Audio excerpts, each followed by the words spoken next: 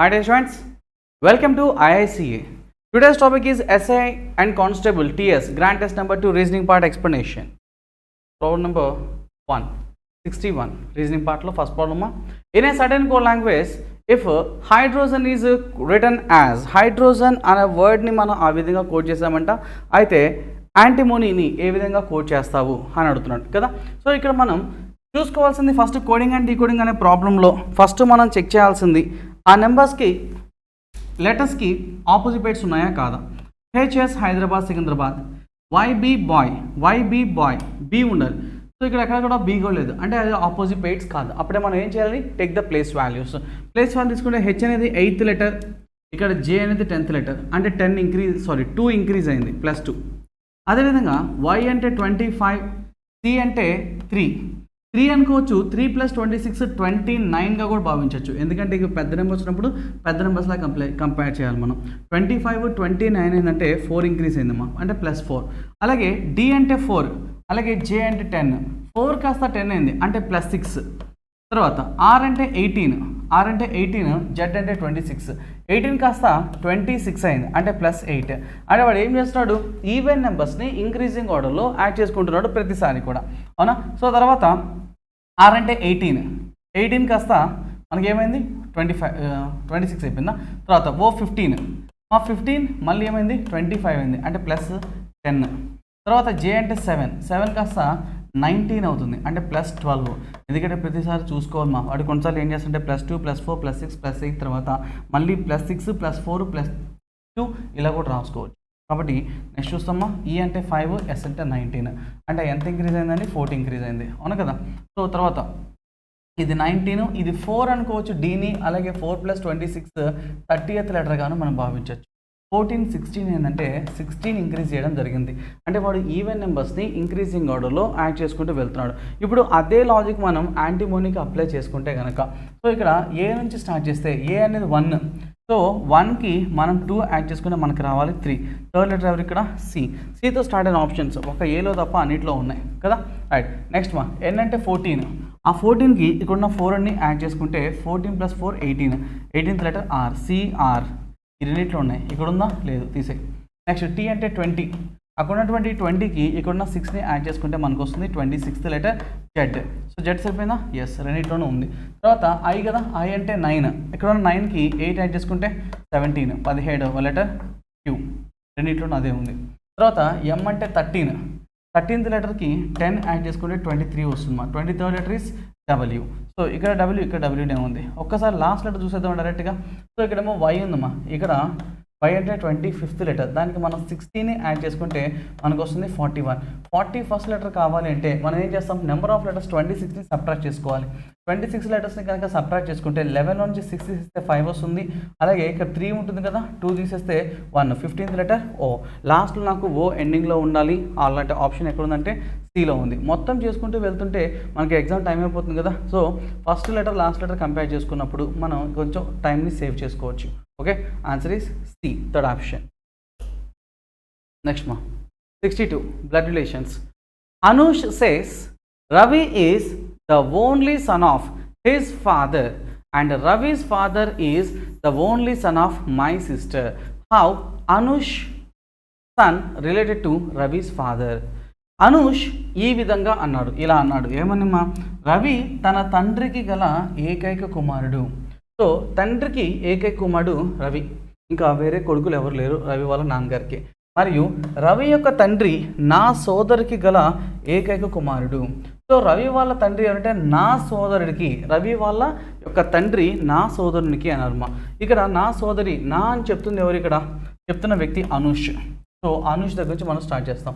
So Anush ఎవరైతే ఉన్నారో వాళ్ళు చెప్తున్నారు నా సోదరికి గల ఏకైక కుమారుడు.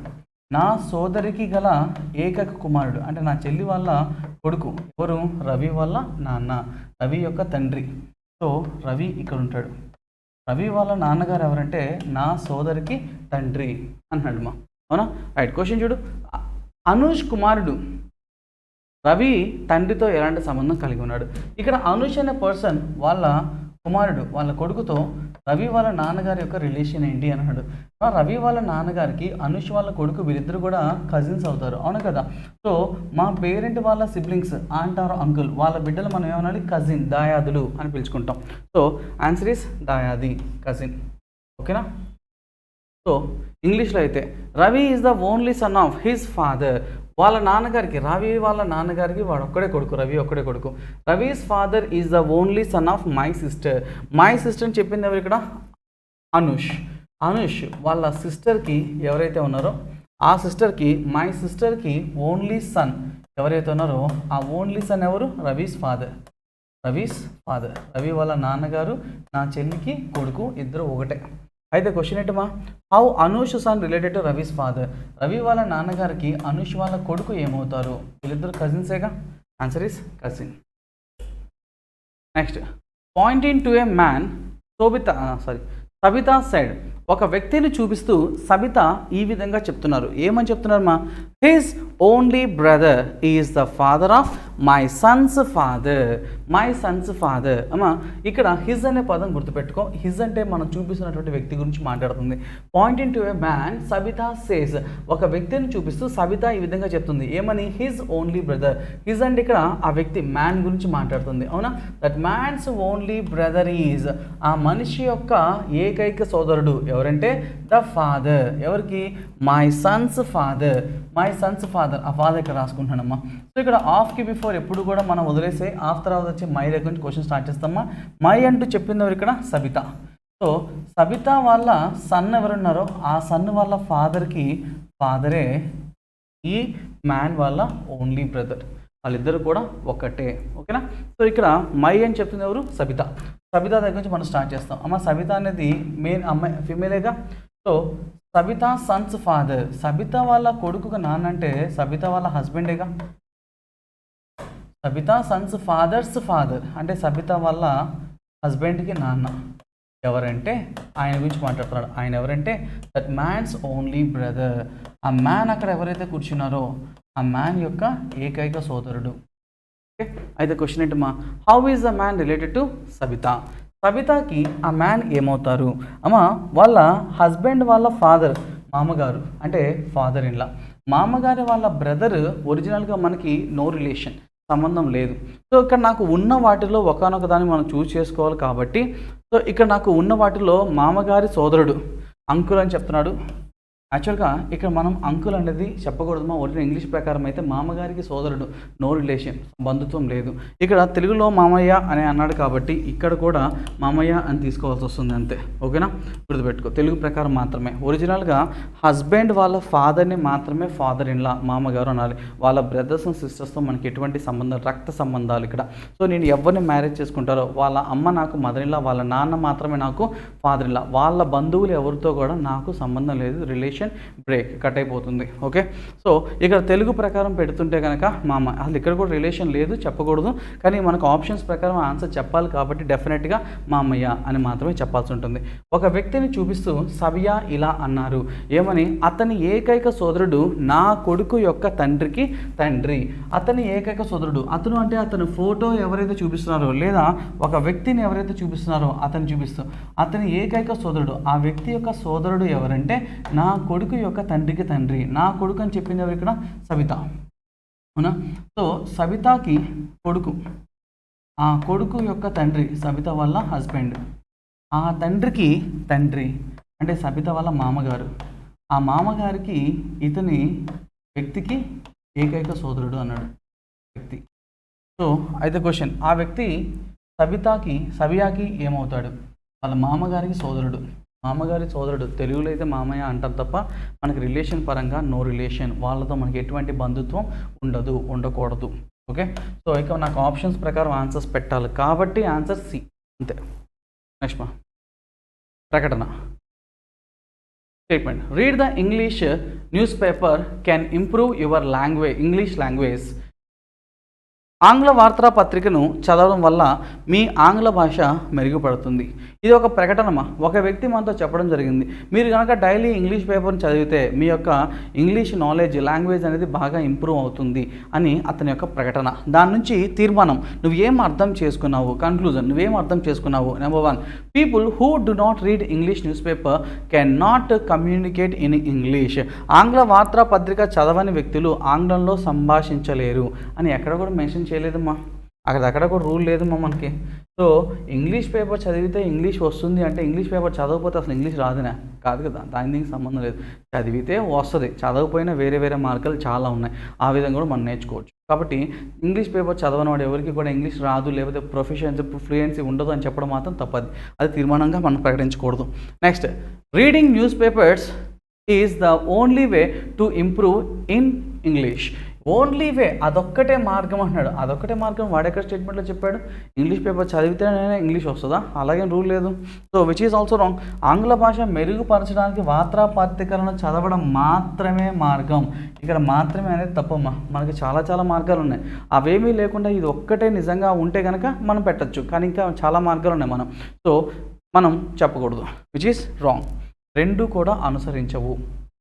Answer is D. నెక్స్ట్ 65, మిగతా మూడింటితో పోలిక లేని దాన్ని కనుగొనండి అంటున్నాడమ్మా.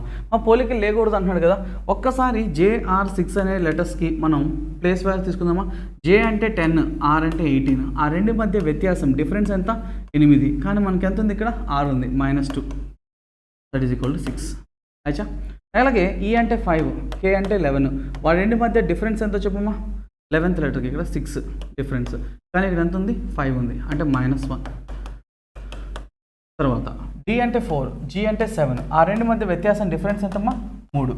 కానీ మనకి ఎక్కడ ఉంది? 2 ఉంది, అంటే -1. అలాగే R అంటే 18, V అంటే 22. ఆ రెండు మధ్య వ్యత్యాసం 4, కానీ మనకు 3 కదా వచ్చింది, -1, that is equal to 3. Odd by out, భిన్నమైన దాన్ని మనం గుర్తించాలి. భిన్నమైన దాన్ని గుర్తించమంటే ఇక్కడ ఆ రెండు లెటర్స్ యొక్క ప్లేస్ వాల్యూస్, స్థానం విలువ ఏవైతే ఉన్నాయో వాటిని తీసివేసి వచ్చిన దానికి -1 చేశాడు. సో మిగతా అన్నిటికీ కూడా ఒక్క ఫస్ట్ దాంట్లో తప్ప, ఫస్ట్ దానికి మాత్రం -2 చేశాడు, మిగతా అన్నిటికీ కూడా -1 చేసుకున్నాడు. కాబట్టి answer is option A, only is the right answer. Next 66, 8 is to 28, then 27 is to dash. ఈ అనాలజీ పోలిక పరీక్ష అంటే సిమిలర్గా ఉండే వాటిని మనం గుర్తించాల్సి ఉంటుంది. ఓకే 8 అనేది 28గా మారింది, అయితే 27 ఏమవుతుంది? ఇక్కడ మనం చేయడానికి చాలా మార్గాలు ఉన్నాయమ్మా. మనం గుర్తుపట్టాలి వెంటనే 8, 27 చూడగానే అవి క్యూబ్ నెంబర్స్ అని మనం గుర్తుపెట్టేస్తాం, అవునా కదా. సో ఇది 2 క్యూబ్, ఇదైతే 3 క్యూబ్, అవునా కదా. సో 2 క్యూబ్ 8 కాస్త ఏమైంది? 3 క్యూబ్ 27 + 1 అయింది, అంటే 27 + 1 అంటే 28గా సరిపోయిందా. అలాగే ఇక్కడ 3 క్యూబ్ తీసుకుంటే 2 కాస్త 3 అయింది, 3 కాస్త ఏమవ్వాలి? 4 క్యూబ్ + 1, 4 క్యూబ్ అంటే 64 + 1 అంటే 65. సో ఆన్సర్లో 65 ఎక్కడన్నా ఉందా? లేదు, కాబట్టి ఆన్సర్ 64 అని మాత్రం ఎప్పుడు పెట్టకండి. చాలామంది పీపుల్ ఏం చేస్తున్నారంటే, స్టూడెంట్స్ ఏం చేస్తున్నారంటే, వాళ్ళకి ఖచ్చితమైన ఆన్సర్ వస్తున్నా సరే దాని నియరెస్ట్ వాల్యూస్ ఆన్సర్ పెడుతున్నారమ్మా.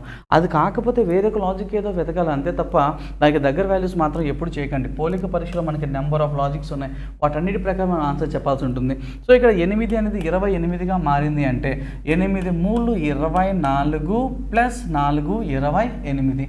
అదేవిధంగా 27ని మనం 3తో వేసుకుంటే 27 3 81, 7 3 21, 6 7 8, 81కి అదే సంఖ్య 4ని కూడుకోవాలి. అలా కూడుకుంటే మనకి ఎంత వస్తుందమ్మా? 85. సరిపోయిందా లేదా? ఎస్. అంతేకాని మనం అనుకున్నదే ఆన్సర్లో ఉండాల్సిన అవసరం లేదు. ఓకే, ఇది 2 క్యూబ్, ఇది 3 క్యూబ్. 2 క్యూబ్ కాస్త 3 క్యూబ్ + 1 అయింది, 3 క్యూబ్ కాస్త 4 క్యూబ్ + 1 అవుతుంది. ఆన్సర్లో 65 ఉంటే అదే ఆన్సర్, అది లేకపోతే వేరే ఒక కొత్త ఆన్సర్ని వెతుక్కోవాలి, కొత్త లాజిక్ వెతుక్కోవాలి అంతే తప్ప నియరెస్ట్ వాల్యూస్ని ఆన్సర్గా పెట్టకండి, which is wrong. Next 67, study the following figure carefully and answer the following questions. There is a Venn diagram of engineers, leaders and scholars. మనకి ఇక్కడ వాడు ఒక వెన్ డయాగ్రామ్ ఇవ్వడం జరిగిందమ్మా. దీంట్లో మనకి ఇంజనీర్స్ని, లీడర్స్ని అలాగే స్కాలర్స్ని ఇవ్వడం జరిగింది. అయితే వాడు question, what is the total number of engineers who are leaders or scholars. అమ్మా నాయకులు లేదా పండితులు అయిన మొత్తం ఇంజనీర్ల సంఖ్య ఎంత? అమ్మ ఇక్కడ ఉన్న వాటిలో మనకి ఇంజనీర్ని రిప్రజెంట్ చేసేది ఇదిమ్మా. ఇందులో ఈ సర్కిల్లో ఇంజనీర్లతో పాటు ఇంకేమవ్వాలంట? నాయకులు లేదా పండితులు అయినటువంటి మొత్తం ఇంజనీర్ల సంఖ్య. అమ్మ నాయకులు లేదా పండితులు, నాయకులు అవ్వాలి, పండితులు అవ్వాలి. అంటే వీళ్ళు వస్తారా? వీళ్ళ ముగ్గురు వస్తారు చూడండి. ఇక్కడ ఒకటి మాత్రం రాదు, ఎందుకంటే వీడు కేవలం ఇంజనీర్. నాకు వద్దు, నాకు నాయకులతో పాటు పండితులు అవ్వాలి, ఇంజనీర్స్. అంటే వీళ్ళ ముగ్గురే వచ్చేది. అంటే 2 + 3 + 4, 7 + 2 9. Answer is a, first option only is the right answer. Next మా సూచన. ఇచ్చిన ప్రతిస్పందన నుండి తప్పిపోయిన సంఖ్యను కనుగొనండి. అమ్మా ఇక్కడ నువ్వు ఏమన్నా చెయ్యి. 73 82 నుంచి 14 ఎలా వచ్చిందో నాకు కావాలి. నేనేం చేద్దాం అనుకుంటున్నానంటే 73లో డిజిట్స్ 7 మరియు 3, ఆ రెండింటి మధ్య వ్యత్యాసం 4. అలాగే 82లో 8 2 రెండింటిని యాడ్ చేస్తున్నానమ్మా. ఈ రెండింటినేమో సబ్ట్రాక్ట్ చేస్తున్నాను, డిఫరెన్స్ తీసుకుంటున్నాను. ఈ రెండింటికేమో సమ్ తీసుకుంటున్నాను. ఎంత? 10. రెండింటిని యాడ్ చేస్తే మనకు వస్తుంది 14. సరిపోయిందా? అదే లాజిక్ నాకు నెక్స్ట్ కూడా ఉండాలమ్మా. 9 1 + 2 1 దట్ ఈజ్ ఈక్వల్ టు 11 కావాలి. అమ్మ డిఫరెన్స్ తీసుకుంటే 9 - 1 8. అలాగే 2 + 1 3, 8 + 3 11. సరిపోయిందా? అలాగా సేమ్ లాజిక్ ఉంది కాబట్టి 86 + 24 దీని వాల్యూ కావాలమ్మా. 8కి 6కి వ్యత్యాసం ఎంతంటే ఎంత? 2 + 2 + 4 6. సో మొత్తాన్ని యాడ్ చేస్తే 2 + 6 8. సరిపోయిందా? సో మిస్సింగ్ క్యారెక్టర్స్, తప్పిపోయిన పదాన్ని మనం గుర్తించాలి. ఇక్కడ సేమ్ లాజిక్, మొదటి దానికి ఏదైతే లాజిక్ ఉందో రెండో దానికి అదే లాజిక్ ఉండాలి, మూడో దానికి కూడా అదే లాజిక్ ఉండాలి. అలా ఉంటేనే మనం చేస్తుంది కరెక్ట్, లేకపోతే కాదు. Okay. Next 69. In a certain code Kamlesh is return as like this, then how natural written in that code? అమ్మా కమలేష్ని ఈ విధంగా రాస్తే న్యాచురల్ ఈ విధంగా రాస్తూ ఉంటాడు అమ్మా. ఫస్ట్ ఆఫ్ ఆల్ కమలేష్లో ఉన్నటువంటి సేమ్ అవే లెటర్స్ ఇక్కడ ఉన్నాయా? కాదు, వేరే కొత్త లెటర్స్ కనిపిస్తాయి. వేరే కొత్త లెటర్స్ కనిపించినప్పుడు ఆపోజిట్ పేట్సా కాదా? కేపీ కూకట్పల్లి, పీ ఉందా?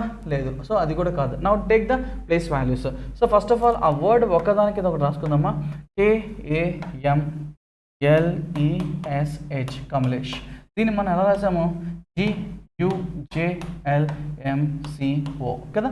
ఒక్కసారి క్లియర్గా అబ్జర్వ్ చేసుకుంటే మనం ఎల్ కింద ఎల్ఏ ఉంది యాజ్ ఇట్ ఈస్గా, అదే మళ్ళా అది సేమ్ అలాగే ఉంది. అమ్మ కే అంటే 11 1 13 5 19 8 15 3 13 10 21. నీకు ఏమైనా చేంజెస్ కనిపిస్తున్నాయా? 11 కాస్త 10 అయింది, 1 కాస్త 21. అమ్మ ఇక్కడున్న 11కి ఈ ఎక్స్ట్రీమ్లో ఉన్న 15కి ఏమైనా రిలేషన్ చూస్తావా? 11 15 అయింది అంటే 4 పెరిగింది. 1 3 అయింది, 2 పెరిగింది. ఆర్డర్ లేదుగా, అది కూడా కాదు. సో ఇంకోటి అయితే చూసుకోవాలిగా. 11 13 చూడు +2 ఇలా వెళ్దామా.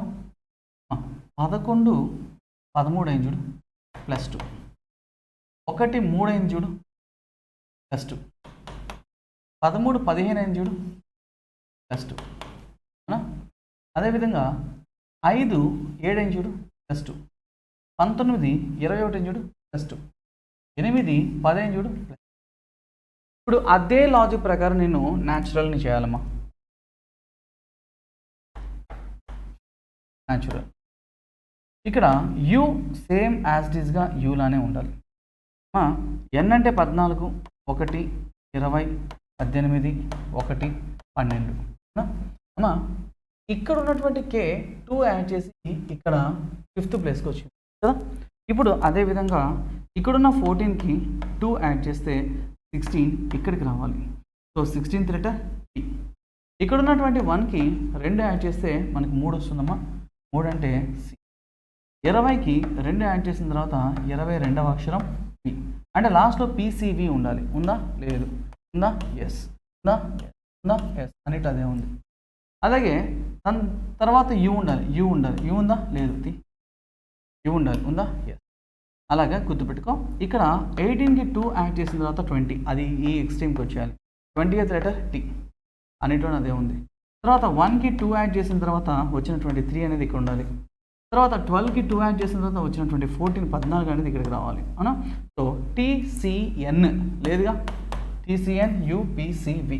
Answer is option D only is the right answer for 69. Next మా 11, 29, 55 డాష్ 130. అమ్మా ఈ నెంబర్స్ మనం దగ్గరలో డిఫరెన్సెస్ ఎలా ఉన్నాయి, నార్మల్గా ఉన్నాయా అబ్నార్మల్గా ఉన్నాయా అంటే అబ్నార్మల్ డిఫరెన్స్ ఉంది, మల్టిప్లై చేసే ఛాన్సెస్ ఉన్నాయి. 11 3s are 33 -4. దీన్ని ఇంటూ 3 చేసుకుంటే 90లోకి వెళ్ళిపోద్ది, అంత లేదు. పోనీ ఇంటూ 2 ప్రకారం ఆలోచిద్దామంటే మరీ అంత కాదు. సో ఇక్కడ చూస్తే ఇంటూ 2, 11 2s are 22 +7. దీన్ని ఇంటూ 2 చేసుకున్నాం అనుకోండి మా 58 -3. అసలు ఆర్డర్ లేకుండా పోతుంది, అంటే మల్టిప్లికేషన్స్ కుదరవు. మల్టిప్లికేషన్స్ కాకపోతే ఇంకోటి ఏదో చూసుకోవాలిగా మనం. సో డిఫరెన్స్ చూద్దామా, పోనీ డిఫరెన్స్లు చూద్దామా. డిఫరెన్స్లు చూస్తే 8 18. సో 15 నుంచి 9 తీసేస్తే 6, 4 నుంచి తీసేస్తే 2. తర్వాత వచ్చే కూడా తీసుకోవాలి. 18కి 8 కూడుకుంటే 26. అదే 26కి మనం 8 కూడుకుంటే మనకు వస్తుంది 34. ఇప్పుడు 34 యాడ్ చేసిన తర్వాత మనకి 89 ఆప్షన్లో ఉందా, ఉంది. అని ఆన్సర్ 89 పెట్టే ముందు ఇంకొకటి నెక్స్ట్ కూడా చెక్ చేసుకోవాలమ్మా మీరు. ఇప్పుడు ఇదే నెంబర్కి 8 కనుక నేను యాడ్ చేశాను అనుకో, 34కి 8 యాడ్ చేస్తే 42 రావాలి. అంటే ఇక్కడ ఉన్నటువంటి సంఖ్య 89కి ఇక్కడ ఉన్నటువంటి 42ని యాడ్ చేస్తే నాకు నెక్స్ట్ నెంబర్ ఖచ్చితంగా రావాలి. అలా వస్తేనే మనం చేసింది కరెక్ట్ అని అర్థం, గుర్తుపెట్టుకో. అలా రాకపోతే మాత్రం వేరే లాజిక్ మళ్ళీ చూసుకోవాల్సిందే, ఓకేనా. Right, answer is 89 option. Next మా if deer is equal to 1 2 2 1 5. అమ్మా డీర్ అనే ఈ పదాన్ని మనం కోడ్గా రాయడం జరిగింది. 1 2 2 1 5 అని చెప్పేసి రాయడం జరిగిందమ్మా. అయితే మనం ఫస్ట్ ఆఫ్ ఆల్ ఈ డీర్కి ఈ 1 2 2 1 5 ఎలా రాసాము అమ్మ. ఇక్కడ నాకు ఈ అనేవి 2 ఉన్నాయమ్మా, 1 2 ఉన్నాయి, 2 2 ఉన్నాయి. అంటే మరి డిఆర్కి ఏం పెడతాం, 5 ఒకటే పెడతాం, పెట్టలేంకా. సో అది కాదు, అది ఇది ఒకటి కాదు. సో ఇక్కడ ఈ అనేది 2 సార్లు వచ్చింది. ఇక్కడ పోనీ 2 సార్లు నెంబర్ ఏమైనా ఉందా అంటే 2 అనేది పక్కనే 2 సార్లు ఉంది. మరి డి అంటే 4 కదా, మరి 1 ఎలా వచ్చింది అంటావు, -3నా. ఈ అంటే 5 కదా, 2 ఎలా అయిందంటావు, -3నా. ఈ 5 -3నా, 2 అయిందా. 6 అంటే 18 -3 15. సరిపోయిందా. అంటే వాడు ఏం చేస్తున్నాడు, each place value of the letter is decreased by 3. స్థాన విలువల నుండి 3ని తీసివేయడం జరుగుతుంది అమ్మ. అలాగే హై అనే పదం సేమ్ లాజిక్ దీనికి ఉండాలమ్మా. HIGH హైలో హెచ్ అంటే 8, హై అంటే 9, జి అంటే 7, హెచ్ అంటే 8. దాంట్లో నుంచి మనం -3ని తీసివేయాలి జరుగుతుంది. అన్నిటి కూడా -3 తీసేసిన తర్వాత 5 6 4 తర్వాత 5 అంటే 6 4 5 సరిపోయిందా, ఓకేనా. తర్వాత హీల్ తీసుకుంటే హెచ్ అంటే 8, ఈ అంటే 5 12. సో అన్నిటిలో నుంచి మనం 3ని కనుక తీసివేసినట్లయితే అవి ఎలా మారుతాయమ్మా, 5 అంటే ఈ అవసరం 5తో స్టార్ట్ అవ్వాలి అమ్మ. 5తో స్టార్ట్ అయిన ఆప్షన్స్ ఇక్కడ ఏమున్నాయి, నాకు కేవలం ఒక బి మాత్రమే ఉంది, అవునా. 5 నుంచి 3 తీసేస్తే 2, తర్వాత 9, 5 2 2 9 సరిపోయిందా. అంటే ప్రతి అక్షరంలో నుంచి మనం 3ని తీసివేయడం జరిగింది ఇక్కడ, ఓకేనా. 82. In a certain code, read is written as PAUV, then saw is coded అన్నాడు మా, అవునా. సో ఒక నిర్దిష్ట కోడ్లో READ రీడ్ అనే పదమును అమ్మ వాడు READ రీడ్ అనే పదముని ఎలా రాశారంటే PAUVగా రాయడం జరిగిందమ్మా. ఇక్కడ R అంటే 18, P అంటే 16, ఇది 5, ఇది 1, ఇది 1 అమ్మ. ఇది 1 అనుకోవచ్చు, 27 అనుకోవచ్చు, ఎందుకంటే అక్కడ పెద్ద నెంబర్ ఉంది కదా, అలాగా చూసుకోవాలి మనం, అవునా. సో డి అంటే 4గా భావించవచ్చు, మనం 30 కూడా భావించవచ్చు, ఎందుకంటే ఇక్కడ 22 అనే పెద్ద నెంబర్ ఉంది కాబట్టి. ఓకేనా, కంపేర్ చేసినప్పుడు జాగ్రత్త. అమ్మ 18 అనేది 16 అయిందమ్మా, అంటే 2 అనేది తగ్గింది, అవునా. సో తర్వాత 5 అనేది 1 అయిందమ్మా, అంటే 4 డిక్రీజ్ అయింది, అవునా. సో 27 21గా మారింది, అంటే 6 డిక్రీజ్ అయింది. సో 30 అనేది 22 అయింది, అంటే 8 తగ్గడం జరిగింది, అంటే -2 -4 -6 -8 ఈవెన్ నెంబర్స్ని మనం ఇంక్రీజింగ్ ఆర్డర్లో డిక్రీజ్ చేసుకుంటూ ఉన్నాం. అదే లాజిక్ని మనం SAW కనుక వాడుకుంటే, సో S అంటే 19, A అంటే 1, W అంటే 23 23, అవునా. సో -2 -4 -6 చేయాలి. 19కి 2 తీసేస్తే మనకు వస్తుంది 17. 17వ అక్షరం ఎవరు ఇక్కడ? Q. సో Dలో తప్ప అన్నిట్లో ఉన్నాయి. 1లోంచి 4 తీసేయడం కష్టం, అందుకోసం నేను ఏమనుకుంటా అంటే ఏ అంటే మొదటిసారి 1, రెండోసారి అది 1 + 26 27వ అక్షరం. 27లోంచి 4 తీసేస్తే 23 వస్తుందమ్మా. 23 అంటే W. QW ఉన్న ఆప్షన్స్ ఇది తప్ప అన్నిట్లోనే ఉన్నాయి. తర్వాత 23లో నుంచి 6 తీసేయాలి మనం, అవునా. సో 6 తీసేస్తే మనకు 17 వస్తుంది. 17 అంటే ఎంతమా? Q. QWQ. సో ఇక్కడ ఉందా? లేదు. Answer is B. Only is the right answer. So వాడు ఏం చేస్తాడమ్మా, ఈచ్ లెటర్, ప్రతి లెటర్లో నుంచి -2 -4 -6 -8 అని చెప్పేసి ఈవెన్ నెంబర్ సరి సంఖ్యలని తీసివేయడం జరుగుతుంది ఇంక్రీజింగ్ ఆర్డర్లో. Next, which of the following cube is answer figure can not be made. ఇది ఇంపార్టెంట్ మా, చాలా ఇంపార్టెంట్. మనం can not be made, form చేయలేనిది చెప్పాలి అన్నాడు మా, ఫామ్ అయ్యేది కాదు. Based on the unfolded cube in the given question. మనకి ఇచ్చినటువంటి ప్రతి చిత్రంలో విప్పబడిన పాచిక ఆధారంగా ఈ క్రింది జవాబు చిత్రాలలో ఏ పాచిక చిత్రం తయారు చేయబడదు. ఇది గుర్తుపెట్టుకో మా. ఈ డైస్ని యూజ్ చేసి మనం ఫామ్ చేయలేని దాన్ని చెప్పాలి. ఒక్క మాట చెప్తే గుర్తుపెట్టుకో, అన్ఫోల్డెడ్ డైస్లో ఫోల్డ్ చేయకుండా విప్పేసినటువంటి డైస్ ఏదైతే ఉందో దాంట్లో ఎప్పుడు కూడా ఆల్టర్నేట్స్ ఆర్ ఆపోజిట్స్ ఇవి ఎప్పుడు కూడా వ్యతిరేక దిశల్లో ఉంటాయి. అంటే ఈ డాట్ ఏదైతే ఉందో దానికి ఆపోజిట్లో ఎప్పుడు కూడా ప్లస్ ఉండాలి. ఇది సర్కిల్ అండ్ ఈ స్క్వేర్, ఇవి రెండు ఆపోజిట్ అవుతాయి. కాబట్టి ఒక సర్కిల్కి ఎదురుగా మనకి ఎవరు ఉండాలి? ఈ స్క్వేర్ సింబల్ ఉండాలి, అవునా. ఆ తర్వాత అవి కాకుండా మిగిలిపోయినటువంటి ఈ రెండేగా. సో ఒక హెక్సాగనల్ ఏదైతే ఉందో దానికి ఎదురుగా ఇంటూ ఉండాలి. అమ్మ ఎదురెదురుగా ఉండే వాళ్ళు ఎవరు కూడా ఎప్పుడు పక్క పక్కన ఉంటారమ్మా. నాకు ఫామ్ చేసేదా చేయకూడదా అంటే చేయనిదే మనకు కావాలి, పక్క పక్కన ఉండకూడదు. ఇక చూడు, డాట్ సింబల్ ఉంది, దానికి ఎదురుగా ప్లస్ ఉండాలి. డాట్ సింబల్కి ఎదురుగా ప్లస్ ఉండాలి. అసలు డాట్ ఇక్కడ లేదు, ఇక్కడ ప్లస్ ఉంది. ప్లస్కి ఎదురుగా డాట్ ఉంది, అందుకే మనకు కంటికి కనపడలా. ఆ తర్వాత సర్కిల్కి ఎదురుగా స్క్వేర్ బాక్స్ ఉండాలి. ఇక్కడ సర్కిల్ ఎదురుగా ఉంది, స్క్వేర్ ఉందా? లేదు. పక్కన ఎక్కడ లేదు, ఎందుకంటే ఎదురుగా ఉందంటే కింద ఉంది, కాబట్టి మన కంటికి కనపడదు అది. అలాగే హెక్సాగనల్కి ఎదురుగా ఆ స్టార్ సింబల్ ఉండాలి, అంటే స్టార్కి ఎదురుగా ఆపోజిట్లో మనకి హెక్సాగన్ ఉంటుంది, అందుకే మన కంటికి కనపడాల. దీన్ని మనం ఫామ్ చేయొచ్చు, it can be formed, but నాకు కావాల్సింది కెన్ నాట్ బి ఫార్మ్డ్, కాబట్టి ఇది నా ఆన్సర్కి కాదు. అమ్మ ఇక్కడ చూడమ్మా, ఇక్కడ నాకు స్టార్ అనేది ఎదురుగా నాకు ఎవరు ఉండాలి? హెక్సాగనల్ ఉండాలి. అమ్మ స్టార్కి ఎదురుగా హెక్సాగనల్ అంటే ఇక్కడ స్టార్ సింబల్ ఉన్నప్పుడు కింద బాటంలో నాకు హెక్సాగనల్ ఉండాలి, అంటే మన కంటికి హెక్సాగనల్ కనపడకూడదు, కానీ ఇక్కడ హెక్సాగనల్ కనపడుతుంది, అంటే which can be not formed. దీన్ని మనం ఫామ్ చేయలేము. మిగతా వాటన్నిటి కూడా మనం ఫామ్ చేయొచ్చు. గుర్తుపెట్టుకో, ఎదురెదురుగా ఉండేవాళ్ళు, ఇప్పుడు క్యారమ్స్ ఆడుతున్నాము, క్యారమ్స్ ఆడుతున్నప్పుడు నా ఎదురుగా ఉన్నటువంటి నా పార్ట్నర్ ఎవరైతే ఉంటాడో మీ ఇద్దరం పక్క ఎప్పటికి రాలేం కదా, మీ ఇద్దరు ఎప్పుడు ఎదురుగానే ఉండాలి. సో ఎదురెదురుగా ఉండే వాళ్ళు ఎవరు కూడా అడ్జసెంట్లో ఉండకూడదు. ఇక్కడ నాకు హెక్సాగనల్ ఏదైతే ఉందో దానికి ఎదురుగా స్టార్ సింబల్ ఉంది, కాబట్టి స్టార్కి పక్కన ఎప్పుడు మన కంటికి హెక్సాగనల్ కనపడదు, అది కింద ఉంటుంది, కాబట్టి అది ఎప్పటికీ మనకు కనపడదు. కాబట్టి మనం ఫామ్ చేయలేని డైస్ ఏదైనా ఉందంటే అది బి అనేది. Next problem number 74. In the question assertion and reason is given. Choose the correct alternative as your answer. Assertion ఇస్తున్నాడమ్మా, in India there are 2 parliament houses. Reason, it the government of the people by people for the people. మా నిశ్చితం and కారణం, రెంట్లు ఏది correct అని నేను అడుగుతున్నాడమ్మా. భారతదేశం పార్లమెంట్లో 2 సభలు ఉన్నాయి, అవును. పెద్దల సభ, రాజ్యసభ, లోక్సభ, 2 సభలు ఉన్నాయి, నిజమేగా? It's a true statement.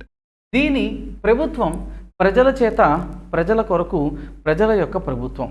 ఇది ప్రభుత్వం గురించి చెప్తుంది, కానీ ఆ సభల గురించి మాట్లాడలేదుగా, సో దానికి దీనికి సంబంధం లేదు, కానీ ఇది నిజమే. సో ప్రభుత్వం అనేది ప్రజల కోసం తర్వాత ప్రజల చేత ఎన్నుకోబడింది. కాబట్టి ఇది ట్రూనే కానీ రెండిటికి సంబంధం అయితే లేదు, అవునా?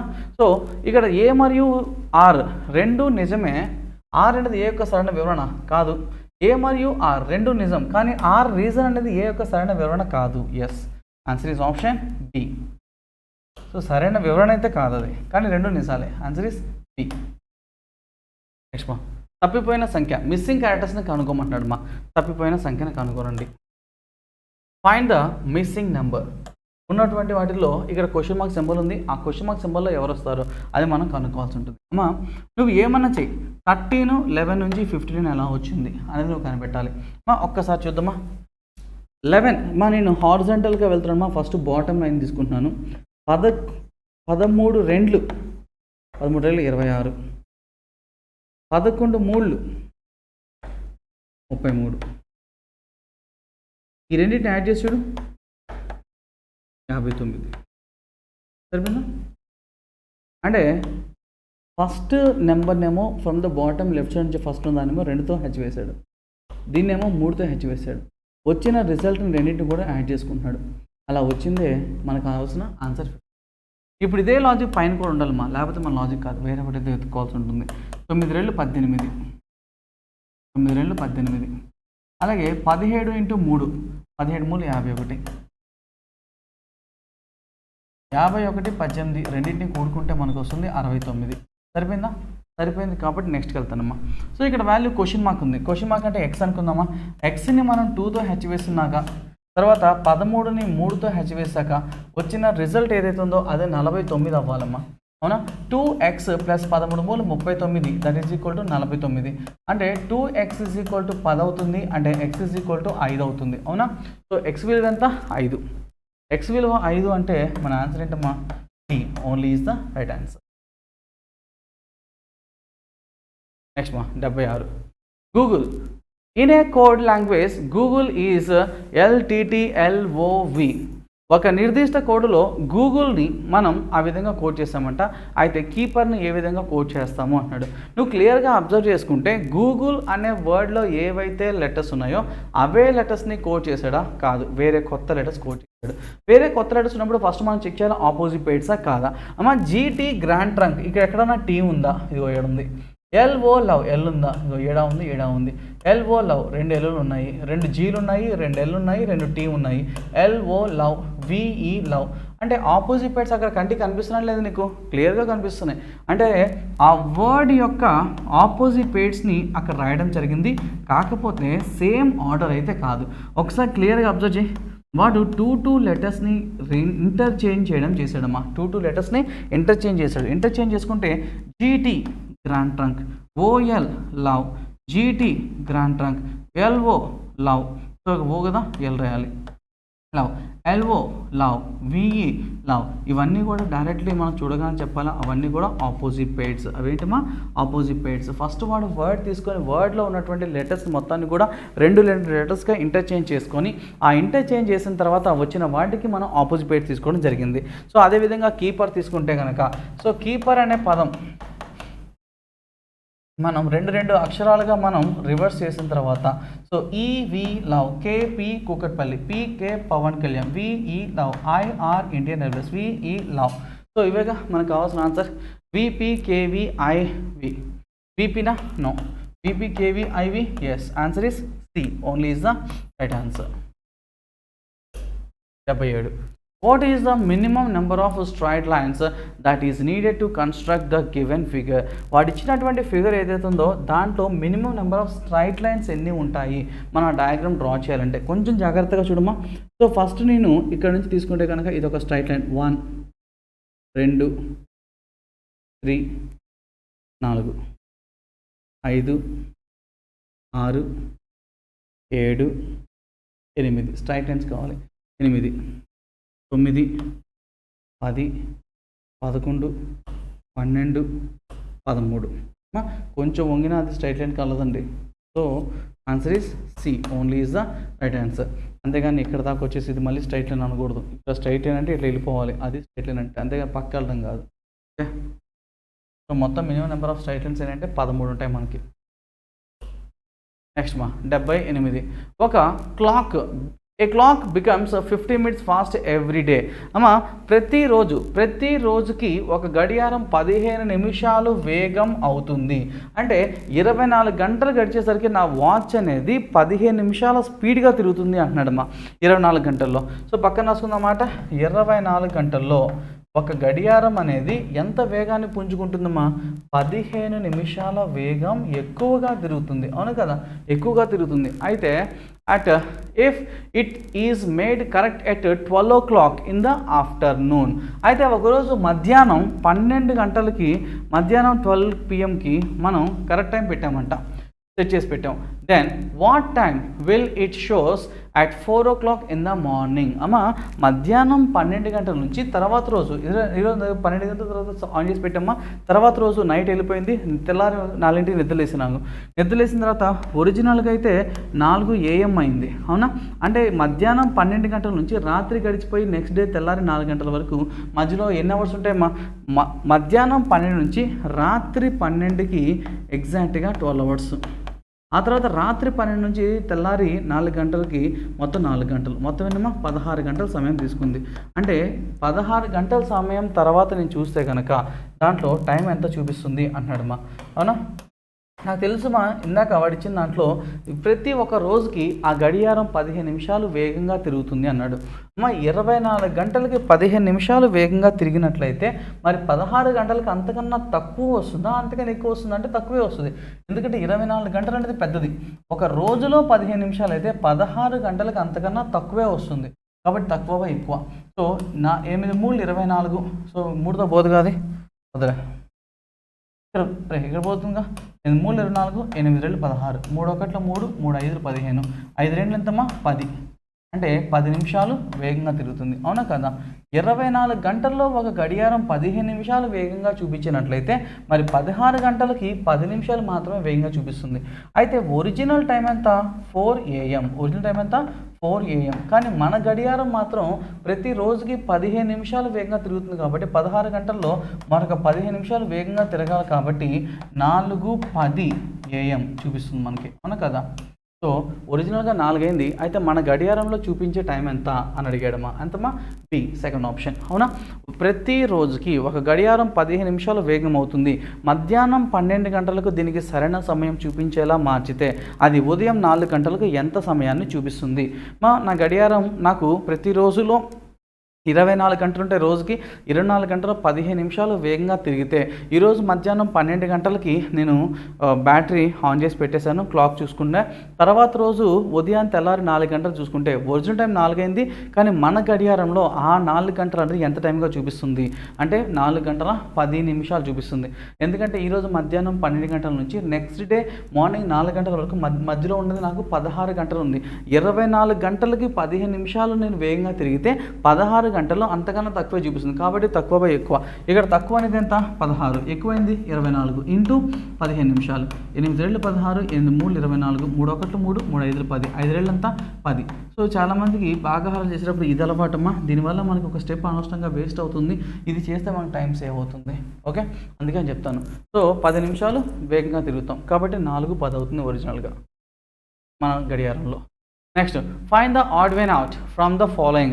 వీటిలో ఆడ్ వన్ అవుట్ భిన్నమైన దాన్ని గుర్తించండి అంటాడు అమ్మ. ఇక్కడ షోరా తప్ప మిగిలినవన్నీ కూడా కరెన్సీస్ ఇవన్నీ కూడా కరెన్సీస్. పీసో అర్జెంటీనాకి, ఫిలిప్పైన్స్కి, ఇంకా 2-3 దేశాలకి పీసో అనేది కరెన్సీ అలాగే దామ్షా అనేది కూడా కరెన్సీనే. Baht Thailand currency baht. So ఈ 3 కూడా మనకి కరెన్సీస్. షోరా అనేది కరెన్సీ కాదమ్మా, రిమైనింగ్ అన్నీ కూడా కరెన్సీసే. Answer is option A. Next, there are some chocolates in a box and every minute they get doubled. After 20 minutes the box is full. Then how many minutes before 1/4 box was full? ఒక పెట్టెలో కొన్ని chocolates ఉన్నాయి మరియు ప్రతి నిమిషం తర్వాత అవి రెట్టింపు అవుతాయి. 20 నిమిషాల తర్వాత పెట్టె నిండి ఉన్నది.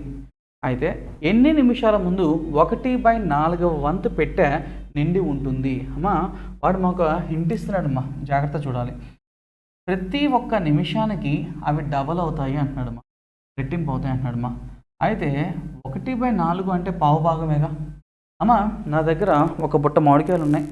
ఈ బుట్ట మామిడికాయలు నాకు ప్రతి నిమిషానికి రెట్టింపు అవుతూ ఉంటాయి. నా దగ్గర ఉన్న మామిడికాయలు ఎన్నైతే ఉంటాయో అవి ప్రతి ఒక్క నిమిషానికి రెట్టింపు అవుతాయమ్మా. అయితే ఇప్పుడు నా దగ్గర సగం నిండిపోయినాయి.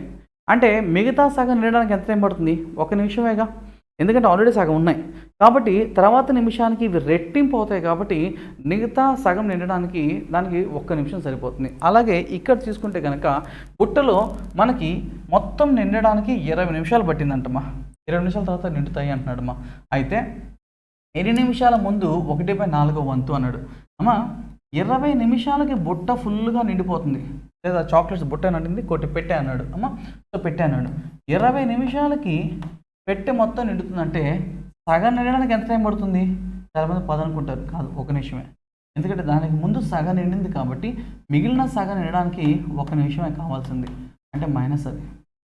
దానికి ముందు ఇంకొక సగం నిండి ఉంటుందిగా, అంటే పావేగా అప్పుడు నిండేది. అంటే ఈ పావు భాగం నిండడానికి ఇంకొక నిమిషం ముందు నిండి ఉంటుంది అది. అవునా కదా?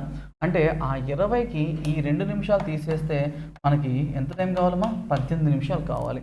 సో 1/4 వంతు పెట్టి నిండడానికి దాన్ని పట్టిన సమయం 18 నిమిషాలు. గుర్తుపెట్టుకో, ఇది చాలా ఇంపార్టెంట్.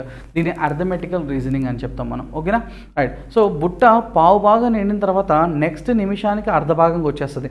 ఆ నెక్స్ట్ నిమిషానికి పూర్తి బుట్ట నిండిపోతుంది. అవునా? పూర్తి బుట్ట నిండడానికి 20 నిమిషాలు పడితే 1 నిమిషం ముందు సగం ఉంటుంది, ఇంకొక నిమిషం ముందుకెళ్తే పావు భాగం వెళ్తుంది. అంటే 2 నిమిషాల ముందు పావు భాగం ఉందని అర్థం. అంటే 2 నిమిషాలు తీసేస్తే 20కి 2 నిమిషాలు తీసేస్తే 18 నిమిషాల ముందు అది 1/4 వంతు పెట్టి నిండి ఉన్నది. నెక్స్ట్ మా 81 చూద్దామా. Point I is 7 metres south of point J. మా పాయింట్ ఐ అనేది బిందువు జేకి దక్షిణాన 7 మీటర్ల దూరంలో బిందువు ఐ ఉన్నది. మా బిందువు జే దక్షిణాన బిందువు ఐ డిస్టెన్స్ ఎంత అంటే 7 మీటర్లు. తర్వాత ఐ ఉంది. బిందువు కేకి 11 మీటర్ల తూర్పున బిందువు జే ఉంది. బిందువు కేకి తూర్పు వైపు డీటేగా 11 మీటర్ల దూరంలో బిందువు జే ఉన్నది. బిందువు ఎల్కి 12 మీటర్ల దక్షిణాన బిందువు కే ఉంది. బిందువు కే అనేది బిందువు ఎల్కి 12 మీటర్ల దక్షిణం. ఎల్కి దక్షిణం అంటే ఇదే కదమ్మా, 12 మీటర్ల దక్షిణంలో కే ఉంది. తర్వాత కే ఉన్నది. బిందువు కేకి 5 మీటర్ల దక్షిణాన బిందువు పి. కేకి 5 మీటర్ల దక్షిణాన బిందువు పి. ఇది 7 అన్నప్పుడు పి కొంచెం పైకి ఉండాలి. ఓకేనా? 2 మాత్రం సమానం కాదు, గుర్తుపెట్టు. ఇదే అది. నెక్స్ట్ బిందువు పి ఉన్నది. బిందువు పి మరియు ఐల మధ్య గల అతి తక్కువ దూరాన్ని కనుగొనండి. అయితే పీకి ఐకి మధ్య తక్కువ దూరం ఎంత అంటున్నాడు. పీకి ఐకి మధ్య అతి తక్కువ దూరం అంటున్నాడు. ఇక్కడ జాగ్రత్త, చాలామంది స్టూడెంట్ చేసే తప్పు ఏంటంటే పైథాగరస్ విషయం మర్చిపోయి డైరెక్ట్గా ఈ 2 సమానం ఈక్వల్గా ఉన్నాయనుకుంటారు. కాదమ్మా, ఇది 7 మీటర్లు దక్షిణం ఉన్నప్పుడు ఇది 5 మీటర్లు దక్షిణం ఉన్నప్పుడు ఆ డిస్టెన్స్ అంతా ఇక్కడ 2 మిగిలిపోయి ఉంటుంది. అవునా? ఈ టోటల్ డిస్టెన్స్ ఎంత 11, ఇది కూడా ఎంత 11. అంటే పైథాగరస్ ప్రిన్సిపల్ ప్రకారం మనకి ఇక్కడ బేస్ ఏమో 11, హైట్ ఏమో 2. To find the diagonal or distance d is equal to square root of base square 11 square plus height square 2 square. 11 square ఎంత 121 ప్లస్ 2 4 125. సో వాడు అప్రాక్సిమేట్ అడిగాడా? కాదు, ఖచ్చితంగా ఆన్సర్ అడిగాడు. 125ని మనం 5 × 25గా రాసుకోవచ్చా? 25కి రూట్ ఎంతంటే 5, అంటే 5√5 metres. 5√5. Answer is option A. First option only is the. Choose the pair which is related in the same way as the numbers in the given pair from the given choice. వాడు మనకు ఒక example ఒకటి ఇచ్చాడంట. దాని logic ఏదైతే ఉందో అదే logic ఇక్కడ కలిగి ఉన్నవి ఎవరున్నారు అని అడుగుతున్నాడమ్మా. ఇక్కడ నువ్వు సింపుల్గా ఒకసారి జాగ్రత్త చూడు. 786 678 సేమ్ అవే నెంబర్స్ ఉన్నాయి చూడు. ఎక్కడ ఉన్నాయా? 786 లేదు కదా. ఇంచుమించు దాదాపుగా ఈ 2 ఒకటిగా ఉండొచ్చు. ఒకసారి ఇచ్చిన బేస్లో 1 + 8 + 7 అంటే 16, 6 + 4 + 1 11, 7 + 8 + 6 7 3 21. అదే లాజిక్ ఇక్కడ చూడమ్మా, 4 + 4 8, 8 + 8 16, 3 + 3 6, 6 + 5 11, 6 + 7 + 8 21. చూడు ఇవి రెండు ఒకేలా ఉన్నాయి, సేమ్ లాజిక్ కలిగి ఉన్నాయా? Answer B. ఇచ్చిన పోలిక నుండి ఇచ్చిన జతలోని సంఖ్యల మాదిరిగానే పోలిక ఉన్న జతను ఎంచుకోండి. ఎవరుమా? B, second option. 83. మా assertion and reason. Assertion: global warming will reduce the annual build up of glacier ice. Global warming హిమనీనద మంచు యొక్క వార్షిక నిర్మాణాన్ని తగ్గిస్తుంది. అంతే కదమ్మా, మనకి గ్లోబల్ వార్మింగ్ ఎప్పుడైతే ఇంక్రీజ్ అవుతుందో, గ్లోబల్ వార్మింగ్ దేనివల్ల వస్తాయి? అడవులను నరికేయడం వల్ల, పచ్చదనం పోవడం వల్ల, తర్వాత ఈ మనం వాయు కాలుష్యం ఎక్కువ రావడం వల్ల, గాలిలోకి కార్బన్ డైఆక్సైడ్, అలాగే ఈ సిఎఫ్సి, ఇవి మనం ఏదైతే ఫ్రిడ్జ్లు తర్వాత ఏసీలు ఇవి ఎక్కువగా యూజ్ చేసడం వల్ల దాని నుంచి వెలువడే వాయువులు ఏవైతే ఉన్నాయో ఇవి మన వాతావరణంలో కరిగి అక్కడ ఓజోన్ లేయర్కి పైగా అట్మాస్ఫియర్లో ఓజోన్ లేయర్ని దెబ్బతీయడం వల్ల అక్కడ ఉన్నటువంటి వేడికి మన హిమనీ నదులు ఏవైతే ఉన్నాయో హిమాలయ పర్వతాల్లోని అవన్నీ కూడా కరిగిపోతున్నాయి. సో దానివల్ల అది తగ్గిపోతూ ఉంది. ఇదంతా నిజమే కదా? కరెక్టే. సో గ్లోబల్ వార్మింగ్ హిమనీ నద మంచు యొక్క వార్షిక నిర్మాణాన్ని తగ్గిస్తుంది. Yes, it is a true, నిజమే అది. ఆ తర్వాత సెకండ్ చూడు మా రీజనింగ్ చెప్తున్నాడు, అలా తగ్గిపోవడానికి గల కారణం ఏంటంటే చెప్తున్నాడు మా CFC is the main contributor to the global warming. Global వార్మింగ్కు సిఎఫ్సి ప్రధాన కారణం. ఖచ్చితంగా అవును కదా, మనం ఇంట్లో ఏసీలు, కూలర్లు, ఇలా తర్వాత ఫ్రిడ్జ్లు ఇవి ఎక్కువగా యూజ్ చేయడం వల్ల సిఎఫ్సి వాయువు దాంట్లోంచి క్లోరోఫ్లోరో కార్బన్స్ అనేవి బయటకు వస్తాయి. సో అవి రావడం వల్ల అవి వాతావరణంలో కరగడం వల్ల మనకి ఓజోన్ లేయర్ అనేది పాడైపోతుంది. సో దీనివల్ల మనకి అధిక ఉష్ణోగ్రతలు ఎక్కువగా వస్తూ ఉంటాయి. దానివల్ల యూవీ రేస్ మన మీద, మనుషుల మీద పడి వాళ్ళకి క్యాన్సర్ కారకాలు ఇవన్నీ కూడా వస్తూ ఉన్నాయి. అవునా? సో దీనికి ఇక్కడ మన గ్లోబల్ వార్మింగ్ జరగడానికి మెయిన్ రీజన్ సిఎఫ్సి ప్రధాన కారణం. ఎస్, ఆ గ్లోబల్ వార్మింగ్ ఎక్కడానికి కారణం ఇదే. గ్లోబల్ వార్మింగ్ వల్ల హిమనదాలు తగ్గుతున్నాయి, ఇవి రెండు కూడా నిజమే. అండ్ గ్లోబల్ వార్మింగ్ వల్ల అవి తగ్గడానికి గల కారణాన్ని కూడా కరెక్ట్గా ఎక్స్ప్లెయిన్ చేయడం జరిగింది. కాబట్టి answer is option A. Both A and R is true and R is the correct explanation of A. నిజమే, రైట్. నెక్స్ట్ మా 84. ఇఫ్ అమ్మా ఇక్కడ ఈ క్వశ్చన్ ఇఫ్ అని చెప్పకూడదమ్మా, ఇఫ్ కాదు అది, in a certain code language అనాలి. In a certain code, certain code, ఒక పరిభాషలో అనేది రావాలమ్మా. అది మిస్ అయింది, ఒక పరిభాషలో. ఎందుకంటే ఇక్కడ నీకు ఇచ్చింది నేను మిస్సింగ్ క్యారెక్టర్స్ కాదమ్మా, కోడింగ్ అండ్ డీకోడింగ్ ఇక్కడ ఇచ్చింది పేపర్లో. అవునా? సో పేపర్ ఇచ్చింది కోడింగ్ అండ్ డీకోడింగ్. అమ్మ 6, 8, 4 ఈజ్ ఈక్వల్ టు 132 అన్నాడు. అదేవిధంగా 970 ఈజ్ ఈక్వల్ టు 546 అన్నారమ్మా. అయితే వాడు మనకు అనుకోమంటుంది ఏంటంటే 478 + 609 అనేది ఏమవుతుంది అన్నాడు కదా. చూడు ఇక్కడ నేను 6, 8, 4, 7, 9, 0 అవే అక్కడ ఇచ్చారు చూడండి, ఇంకేం ఇవ్వలేదు అమ్మా. ఇక్కడ 6 అంటే 1 డైరెక్ట్ కోడింగ్, అది it's not missing character, it's coding and decoding. R అనేది 1 అయింది. ఎక్కడ ఆరు ఉంటే ఆరున్న చోటల్లో 1 పెట్టాలి మనం. ఆ తర్వాత 8 అంటే 3, సో 8 అంటే 3 మధ్యలో కూడమన్నాడు కదా, యాడ్ చేస్తాం, పక్కన పెట్టు. తర్వాత 4 అంటే 2, ఇక్కడ 4 ఉంది కదా, 2. తర్వాత 9 అంటే 5, ఇక్కడ 5 పెట్టుకో. తర్వాత 7 అంటే 4 పెట్టు. 0 అంటే 6 పెట్టు. రెండింటి యాడ్ చేయమన్నాడు అంతే. 8, 10, 1, 4, 408. Answer is C.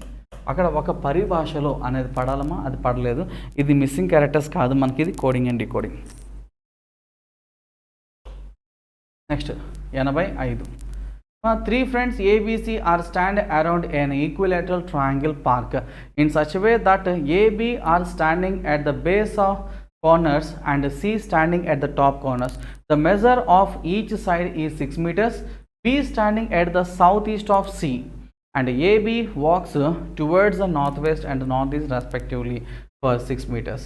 At a 60 degrees angle, then B and A turns towards their left and right respectively and meet at C. ఇది ఇంపార్టెంట్. అవి రెండు కలిసి మీట్ ఎట్ సి అన్నాడు. What is the distance between A and B now? ఆ రెండింటి మధ్య ఏకి బికి మధ్య డిస్టెన్స్ ఎంత అని అడుగుతున్నాడమ్మా. రైట్, ఒకసారి మనం ఎక్స్ప్లెయిన్ చేసుకుందాం. ఒకసారి ఏ మరియు బి, ఏ బి మరియు సి అనే ముగ్గురు స్నేహితులు ఒక సమబాహు త్రిభుజం పార్కు చుట్టూ నిలబడి ఉన్నారు. ఏ మరియు బి భూమి మూలాల వద్ద నిలబడి, సి పై మూలలో నిలబడి ఉన్నారు. మన దగ్గర ఒక సమబాహు త్రిభుజం ఉన్నది. అంటే సమబాహు త్రిభుజం సైడ్స్ అన్నీ ఈక్వల్. సమబాహు త్రిభుజంలో ఒక సైడ్ ఏమో ఏఆర్బి అన్నాడు. ఏబి ఆర్ బిఏ ఏదైనా ఉండొచ్చు, కానీ పై భాగంలో మాత్రం సి ఉండాలి అన్నాడు. తర్వాత ఏబి టు భూమి మూలాల వద్ద నిలబడి ఉన్నారు. ఏబి ఆర్ బిఏ ఏదైనా ఉండొచ్చు. సి పై మూలలో నిలబడి ఉన్నారు. ప్రతి భుజం కొలత 6 మీటర్లు. సో ఇక్కడ 6 6 ప్రతి భుజం కూడా 6 మీటర్ల డిస్టెన్స్ ఉందంట. మనం అన్నాడు కదా. సి యొక్క ఆగ్నేయంలో బి ఉన్నారు. సి యొక్క ఆగ్నేయం, సి ఇదే కదా, ఇదేమో తూర్పు, ఇదేమో దక్షిణం, ఈ మార్గం ఆగ్నేయం. అంటే ఇక్కడ ఎవరు ఉండాలంట? బి. ఎవరున్నారమ్మా? Sorry B. తర్వాత ఏ, ఇక్కడ ఈ బి ఉన్నప్పుడు ఇక్కడ ఆబ్వియస్లీ ఎవరు ఉండాలి? ఏ. ఎందుకంటే ఏ వీళ్ళిద్దరు భూమికి అటువైపు ఉన్నారు, ఇటువైపు ఉన్నారు అని చెప్పాడు కాబట్టి. నెక్స్ట్ ఏ మరియు బిలు 60 డిగ్రీల కోణంతో వరుసగా ఈ వాయువ్యం మరియు ఈశాన్యం వైపు 6 మీటర్లు నడుస్తారు. వరుసగా వాయువ్యం అండ్ ఈశాన్యం. మొదట చెప్పిన ఏ వాయువ్యానికి వెళ్తాడు, రెండోసారి చెప్పినటువంటి బి ఈశాన్యం వైపు వెళ్తాడు. అవునా? సో 60 డిగ్రీల కోణం తిరిగాడంట. ఏ అనేవాడు వాయువ్యానికి వెళ్తాడు. వాయువ్యం ఇటేగా, వాయువ్యానికి 60 డిగ్రీల కోణంతో వెళ్తున్నాడు, వాయువ్యం వైపు వెళ్ళాడు. ఆ తర్వాత బి అనేవాడు ఈశాన్యం. ఈశాన్యం ఇటేగా 6 మీటర్లు వెళ్ళాడంట. 6 మీటర్లు అంటున్నాడు కదా, ఇది 6, ఇది 6, ఇది కూడా 6. ఇది రాంబస్ కదా, రాంబస్ ఫామ్ అవుతుంది అక్కడ మనకి. అంటే ఒకటే స్ట్రైట్ లైన్లో ఉండాలి. తర్వాత నడుస్తారు. అప్పుడు బి మరియు ఏ వరుసగా వారి ఎడమ మరియు కుడి తిరిగి సి వద్ద కలుస్తారు. బి మరియు ఏ ఇద్దరు కూడా, ఇక్కడ బి ఉన్నాడు కదా, వాడు ఎడమ వైపు తిరుగుతాడంట. ఎవరెవరు? ఏ, బి ఇద్దరు కూడా వరుసగా ఎడమ మరియు కుడి అంటాడు వాళ్ళు. సో ఇక్కడ ఇద్దరు ఒక చోట కలవాలి. బి అనేవాడు ఇక్కడికి వెళ్తూ లెఫ్ట్ టర్న్ తీసుకుని ఎటువైపు తిరిగాడు? సి వైపు తిరిగాడు. అవునా? సో ఇక్కడ బి ఉండాల్సిన వాడు ఏడుకు వచ్చాడు, సి దగ్గర కలుసుకున్నాడు. ఎవడు? బి. ఇప్పుడు ఏ అనేవాడేమో ఇక్కడ నుంచి సి వద్ద కలుసుకున్నారు. వీడి కుడి చేతి వైపు, వీడి ఎడమ చేతి వైపు కలుసుకున్నారు ఇక్కడికి వచ్చి. అంటే ముగ్గురు ఇప్పుడు ఏ, బి, సి ముగ్గురు ఒకే చోట కలుసుకున్నారు, ఒకే పాయింట్ దగ్గర ఉన్నారు. ఇప్పుడు అయితే క్వశ్చన్ ఏంటేమో మనకి, క్వశ్చన్ ఏమంటున్నాడు? వద్ద కలుస్తారు.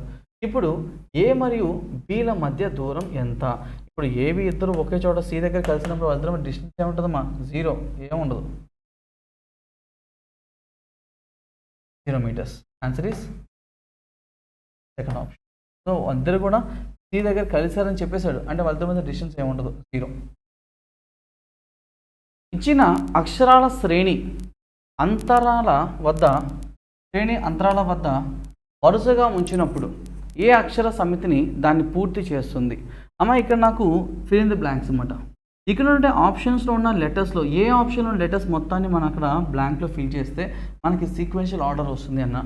దీనికోసం ఒక నేను షార్ట్ కట్ చెప్తామా మనం ఐఐసిలో. జాగ్రత్తగా చూద్దాం అదేంటి అనేది, జాగ్రత్తగా చూద్దాం. ఒక్కసారి count the number of elements. ఎన్ని ఉన్నాయి? 1 2 3 4 5 6 7 8 9 10 11 12 13 14 15 16 17 18. మొత్తం నెంబర్ ఆఫ్ ఎలిమెంట్స్ అంటే 18 ఉన్నాయి. 18 అనే నెంబర్ యొక్క ఫ్యాక్టర్స్ చూడు ఒకసారి. 2 9 18, 3 6 18, 4 పోతే 5 పోతే 6 పోతుంది, 6 3 18, 9 2 18. అంటే ఈ ఫ్యాక్టర్స్ ద్వారా ఫస్ట్ ఆఫ్ ఆల్ 2 × 9 కదా, 2 లెటర్స్గా విడగొట్టి ఒకదాని కింద రాసుకో. డాష్ ఏ, తర్వాత డాష్ బి. ఆగు, ఏ కింద బి రావద్దు, ఒక లెటర్ కింద ఇంకోటి రాకూడదు. సపోజ్ ఇప్పుడు 3 విడగొట్టాను అనుకో, 3 లెటర్స్ లాగా. డాష్ ఏ డాష్, తర్వాత బి డాష్ ఏ, తర్వాత బి ఏ, తర్వాత డాష్ బి ఏ, తర్వాత బి డాష్ ఏ. ఏ కింద బి వచ్చింది, రాకూడదు, తీసే, ఇది రాదు. ఇప్పుడు 6గా విడగొట్టమా, 6 లెటర్స్గా విడగొట్టమా. Dash A dash B dash A, తర్వాత B A dash B A, తర్వాత B dash A B B.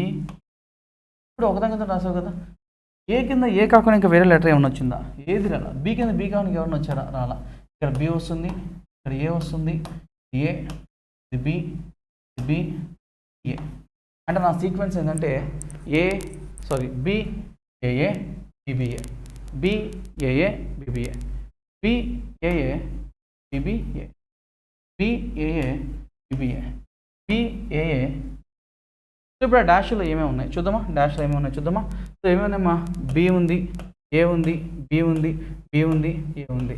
బిఏబిబిఏ, BABBA, BABBA. Answer C. ఇది ఇంపార్టెంట్ మా మనకి. నెక్స్ట్, ప్రతి ప్రశ్నలో ఒక ప్రకటన తర్వాత 2 తీర్మానాలు 1 మరియు 2 ఇవ్వబడ్డాయి. అయితే మనకి స్టేట్మెంట్ ఇస్తున్నాడు, ఆ కన్క్లూజన్లో ఏది రైట్ ఏది రాంగ్ అనేది మనం చెప్పాల్సి ఉంటుందమ్మా. To cultivate interest in reading the school has made it compulsory from June this year for each student to read 2 books per week and submit a weekly report on the books. ఇక్కడ మనం ప్రతి ఒక్క విద్యార్థికి కూడా మనం పుస్తకం ఇవ్వడం జరుగుతుంది. ప్రతి వారం కూడా ఒక పుస్తకం ఇచ్చేసేసి సో దానికి సంబంధించి చదువుకొని వచ్చి వాళ్ళు సబ్మిట్ చేసి వాళ్ళ రిపోర్ట్ని తెలపాలి అని చెప్పేసి ప్రభుత్వం వాళ్ళకి చెప్పడం జరిగింది. సో దీని మీద తీర్మానాలు మనం ఏం అర్థం చేసుకుంటాము? చదవడం మీద ఆసక్తిని పెంపొందించడానికి ఈ సంవత్సరం నుండి ప్రతి విద్యార్థి వారానికి 2 పుస్తకాలు చదవడాన్ని మరియు వాటిపై వారపు నివేదికను సమర్పించడాన్ని పాఠశాల తప్పనిసరి చేసింది. సో పిల్లల్లో ఎడ్యుకేషన్ని మీద ఇంట్రెస్ట్ తీసుకురావడానికి వాళ్ళ చదువు మీద ఫోకస్ చేయడానికి వాళ్ళ హోంవర్క్ ఇవ్వడుతున్నారు అనమాట. సో కొత్త కొత్త పుస్తకాలు తెప్పించి ఆ పుస్తకాల మీద వాళ్ళ యొక్క చదువుకొని టెస్ట్ పెడుతున్నారు అంటున్నాడు మా తీర్మానం. చదవడం మీద ఆసక్తిని బలవంతంగా తీసుకురావచ్చు. ఇది బలవంతం కాదమ్మా. సో మనం ఒక నిర్ణయం తీసుకుంటున్నామంటే అది పిల్లల మంచి కోసం తప్ప అది బలవంతం అనేది మనం ఎక్కడ కూడా చెప్పకూడదు. It is wrong. చివరి వరకు కొంతమంది విద్యార్థులు చదవడంపై ఆసక్తి పెంచుకుంటారు. అంతే కదమ్మా. ఖచ్చితంగా మనం ప్రతిరోజు ఒక పేపర్ ఇచ్చేసేసి మనం ఇన్స్టిట్యూట్లో ప్రతిసారి టాపిక్ అయిపోయిన తర్వాత టాపిక్ టెస్ట్ అని చెప్పేసి వాళ్ళకి హ్యాండ్అవుట్ ప్రొవైడ్ చేసేసి ఆ హ్యాండ్అవుట్ చేసుకోండి అని నేను చెప్తాం. అంటే అర్థం ఏంటి? మా దృష్టిలో అందరూ చేసుకొస్తారు అనే ఆలోచనతో మేము ఉంటాం. కానీ అది జరగచ్చు, జరగకపోవచ్చు. కానీ విద్యార్థుల్లో కొంతమంది అయినా సరే ప్రతిరోజు ఖచ్చితంగా ఆ హ్యాండ్అవుట్ ఇంటికి వెళ్ళిన తర్వాత చేసుకొని వస్తారు. సో మా ఉద్దేశంలో అందరూ కాకపోయినా కనీసం కొంతమంది అయినా చేసుకొని వస్తారు అనేది కరెక్టే అక్కడ.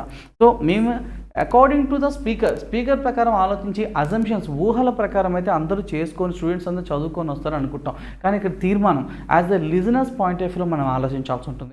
అందరూ అనేది మాత్రం కన్ఫర్మ్ చేయలేదు, కానీ చివరికి కొంతమంది విద్యార్థులు చదవడంపై ఆసక్తి పెంచుకుంటారని మాత్రం మనం కన్ఫర్మ్ చేయొచ్చు. Okay, so right. ఇదే నేను ఆ ఊహ అని చెప్పుంటే ఊహల ప్రకారం అయితే అందరూ విద్యార్థులు అని కూడా చెప్పచ్చు. ఊహ అనేది స్పీకర్స్ పాయింట్ ఆఫ్ వ్యూ కాబట్టి ఇది తీర్మానం, ఇది లిజనర్స్ పాయింట్ ఆఫ్ వ్యూలో చెప్పాలి. కాబట్టి second one is right. Answer is B. 88. Point P is 20 meters west of point Q. So బిందువు P బిందువు Q నుండి 20 మీటర్ల పశ్చిమాన ఉన్నది. Q నుండి P అనేది 20 మీటర్లు పశ్చిమం అంటే పడమర వైపు ఉన్నది. ఎవరు? మా బిందువు P పశ్చిమాన ఉన్నది. బిందువు R బిందువు Qకి 18 మీటర్ల దక్షిణం. మన దగ్గర బిందువు R బిందువు Qకి 18 మీటర్ల దక్షిణం. 18 మీటర్ల దక్షిణం అంటే కిందకే కదమ్మా. 18 మీటర్లు దక్షిణాన ఉన్నది. ఎవరు? బిందువు R. తర్వాత మరియు బిందువు Sకి 10 మీటర్ల తూర్పు వైపు ఉన్నది. మరియు అనే పదం ఎప్పుడు కూడా మొదటి వ్యక్తి గురించి మాట్లాడుతుందమ్మా. బిందువు R అనేది బిందువు Sకి తూర్పున 10 మీటర్ల దూరంలో ఉంది.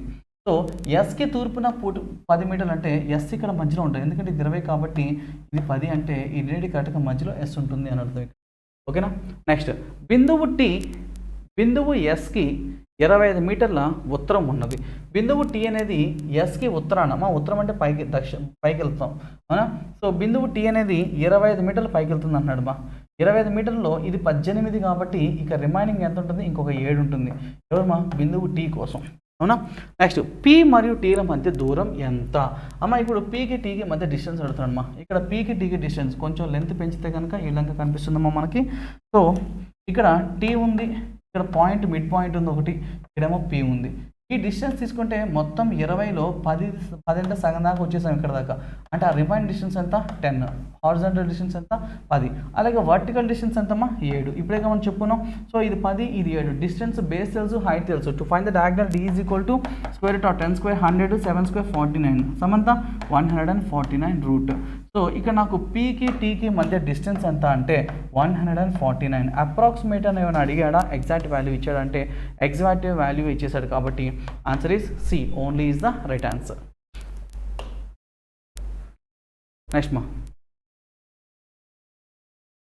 Next problem number 18, 9 to 91. 5 women Madhu, Kanchan, Chandini, Sheela, Rekha are married to doctor, navy officer, lawyer, sales manager and engineer. The ladies are accountant, teacher, doctor by profession while 2 are the housewives. ఇక్కడ మనకి 5 వ్యక్తులను ఇవ్వడం జరిగిందమ్మా. ఈ 5 అమ్మాయిలు వాళ్ళ హస్బెండ్స్ ఉన్నారు, అలాగే వాళ్ళు ఏదో పని చేస్తూ ఉన్నారమ్మా. దాని గురించి మాట్లాడుతున్నాడు. అయితే ఎవరెవరు ఏం చేస్తారో మనం కనుక్కోవాలమ్మా. అమ్మాయిల పేర్లు తీసుకుంటే కనుక మధు, అలాగే కాంచన్, అలాగే చంద్రిక, చాందిని, షీలా,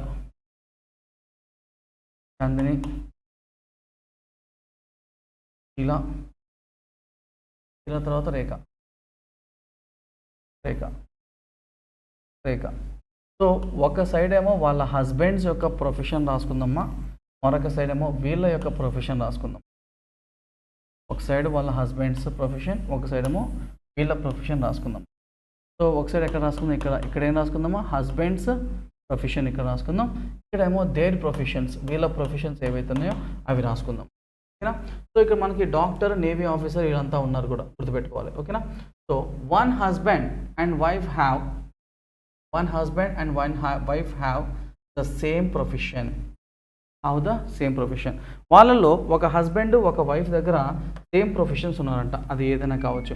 అమ్మ మనకి వైఫ్ అండ్ హస్బెండ్ దగ్గర సేమ్ ప్రొఫెషన్స్ ఉన్న వాళ్ళు ఎవరెవరో ఇక్కడ చూద్దామా మనకి. సో ఇక్కడ అమ్మాయిలు తీసుకుంటే అకౌంటెంట్, టీచర్, డాక్టర్ ఉన్నారు. అబ్బాయిలో డాక్టర్ కూడా ఉన్నారు. అంటే ఇక్కడ డాక్టర్ తప్ప టీచర్, అకౌంటెంట్ అబ్బాయిలో లేరు. కాబట్టి సేమ్ ప్రొఫెషన్లో కలిగిన వాళ్ళు ఎంతమంది ఉన్నారంటే ఒకరు ఉన్నారు. ఎవరంటే డాక్టర్ అండ్ డాక్టర్, అవునా కదా. So wife and husband, doctor ఇద్దరు ఉన్నారమ్మా. సో వాళ్ళిద్దరు కూడా వైఫ్ అండ్ హస్బెండ్స్ అని అర్థం, అవునా. సో డాక్టర్ అనే పర్సన్, అబ్బాయి ఎవరైతే ఉన్నారో ఆ అబ్బాయి మ్యారేజ్ చేసుకున్నటువంటి వాళ్ళ వైఫ్ కూడా డాక్టరే. తర్వాత Madhu and Kanchan are neither housewife nor they are married to doctor or lawyer. Madhu, Kanchan ఇద్దరు కూడా,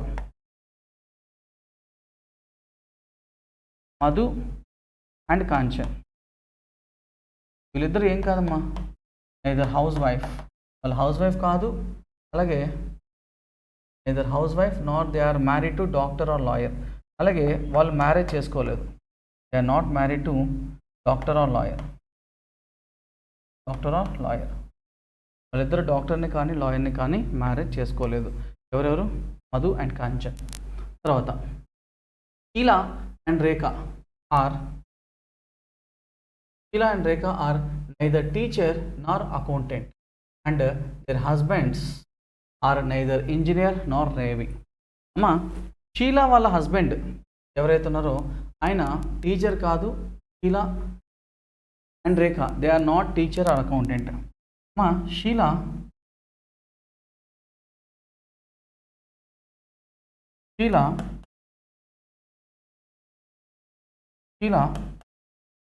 అకౌంటెంట్ కాదు, టీచర్ కాదు, ఈ రెండు కాదు షీలా.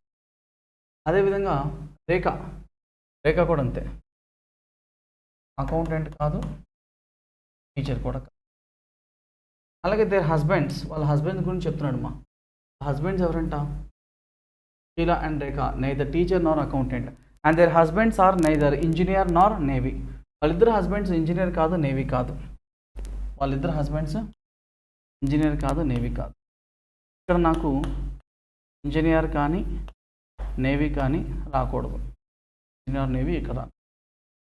తర్వాత the sales manager is not Madhu's or Chandini's husband. So Chandini వాళ్ళ హస్బెండ్ కానీ మధు వాళ్ళ హస్బెండ్ కానీ ఎవరు కాదు, సేల్స్ మ్యాన్ కాదు. అంటే ఇక్కడ సేల్స్ మేనేజర్ ఇక్కడ కాదు. అలాగే మధు వాళ్ళ హస్బెండ్ కూడా సేల్స్ మేనేజర్ కాదుమా. The sales manager is not Madhu's or Chandini's husband. His wife is an accountant. ఎవరు సేల్స్ మేనేజర్ ఎవరైతే ఉన్నారో వాళ్ళ వైఫ్. సేల్స్ మేనేజర్ ఎవరైతే ఉన్నారో వాళ్ళ వైఫ్ ఎవరంట, అకౌంటెంట్. అకౌంటెంట్ ఇక్కడ హస్బెండ్ వచ్చేస్తారు.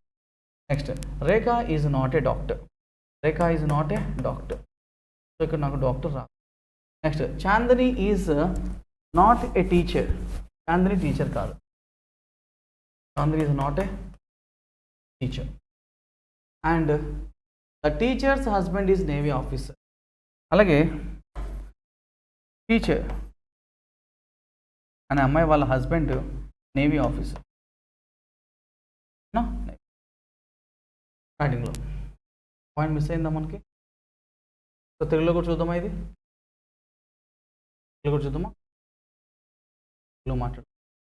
ఒక భర్త మరియు ఒకే భార్య. ఇన్ఫర్మేషన్ ఉందా? క్రింది సమాచారం చదివి జవాబులు రాయండి. మధు, కాంచన్, చాందిని, షీల మరియు రేఖ అనే 5 మహిళలు డాక్టర్, నావికాదళ అధికారి, లాయర్, సేల్స్ మేనేజర్ మరియు ఇంజనీర్లు వివాహం చేసుకున్నారు. మహిళలలో 3 అకౌంటెంట్, టీచర్, డాక్టర్ వృత్తిలో ఉన్నారు మరియు 2 గృహిణులు. ఒక భర్త మరియు ఒకే భార్య ఒకే వృత్తిలో కలిగి ఉన్నారు. మధు మరియు కాంచన్ గృహిణులు కాదు. మా వైఫ్ హౌస్ వైఫ్స్ కాదు. ఎవరెవరు? మధు, కాంచన్ వీళ్ళిద్దరు కూడా హౌస్ వైఫ్ కాదు అన్నాడు. అవునా? సో వీళ్ళిద్దరు కూడా హౌస్ వైఫ్స్ కాకూడదు. హౌస్ వైఫ్ ఇక్కడ కాకూడదు అంటే ఈ మూడిట్లో ఎక్కడైనా ఉండొచ్చు. ఓకేనా? సో మధు మరియు కాంచన్ గృహిణులు కాదు మరియు వారు డాక్టర్ లేదా లాయర్లను వివాహం చేసుకోలేదు. సో వాళ్ళిద్దరూ డాక్టర్ని, లాయర్ని పెళ్లి చేసుకోలేదు. వీళ్ళిద్దరు కూడా డాక్టర్ ఆర్ లాయర్.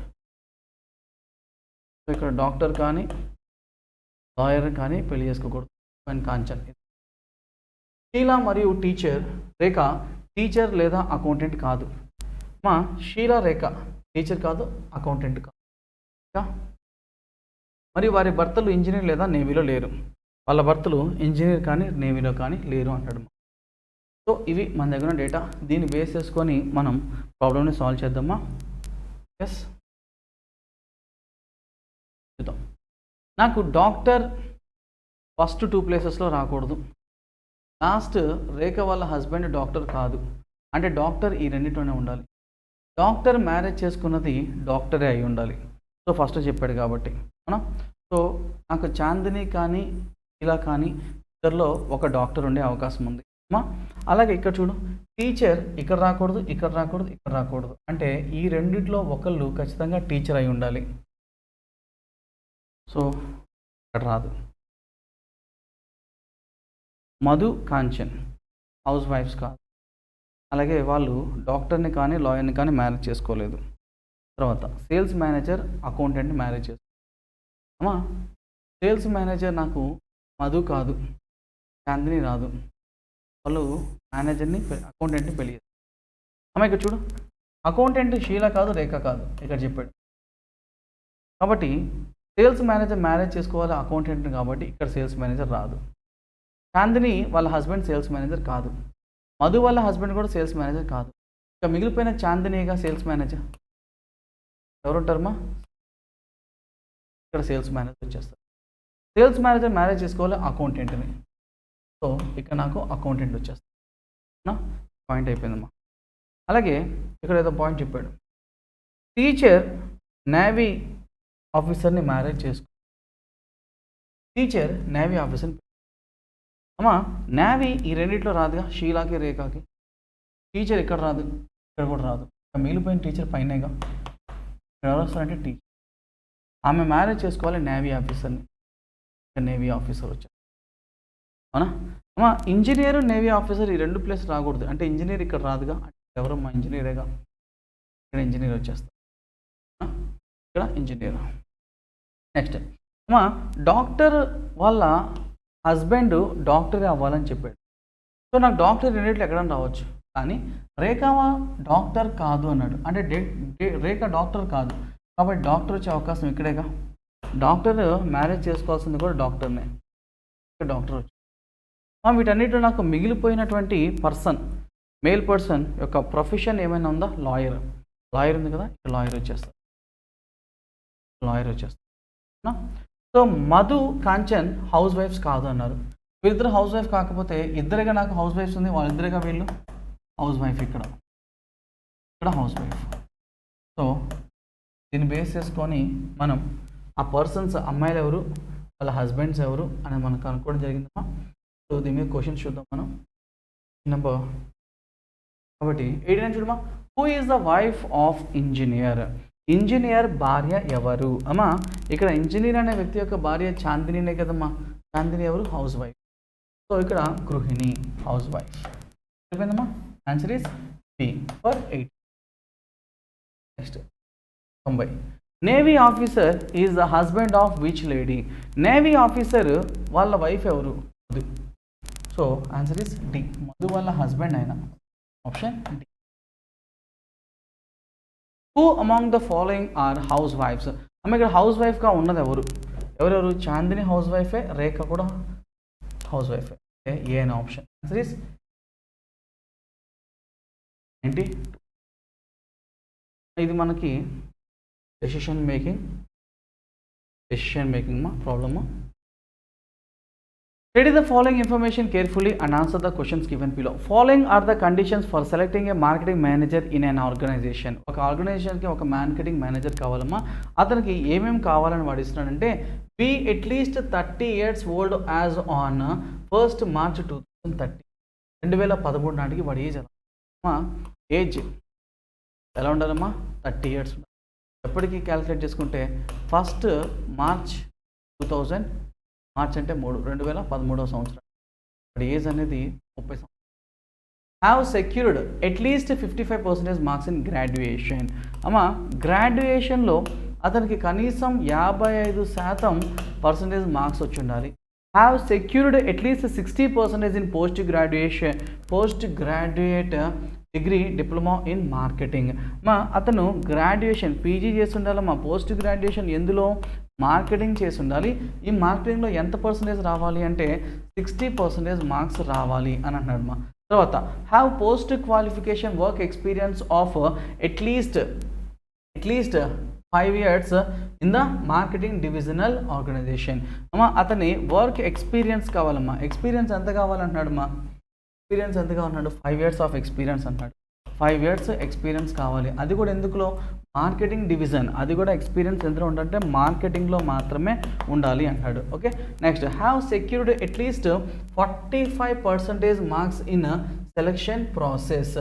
మనం కండక్ట్ చేసే టెస్ట్, సెలక్షన్ టెస్ట్ ఏదైతే ఉందో అందులో 45 మార్కులు రావాలంట.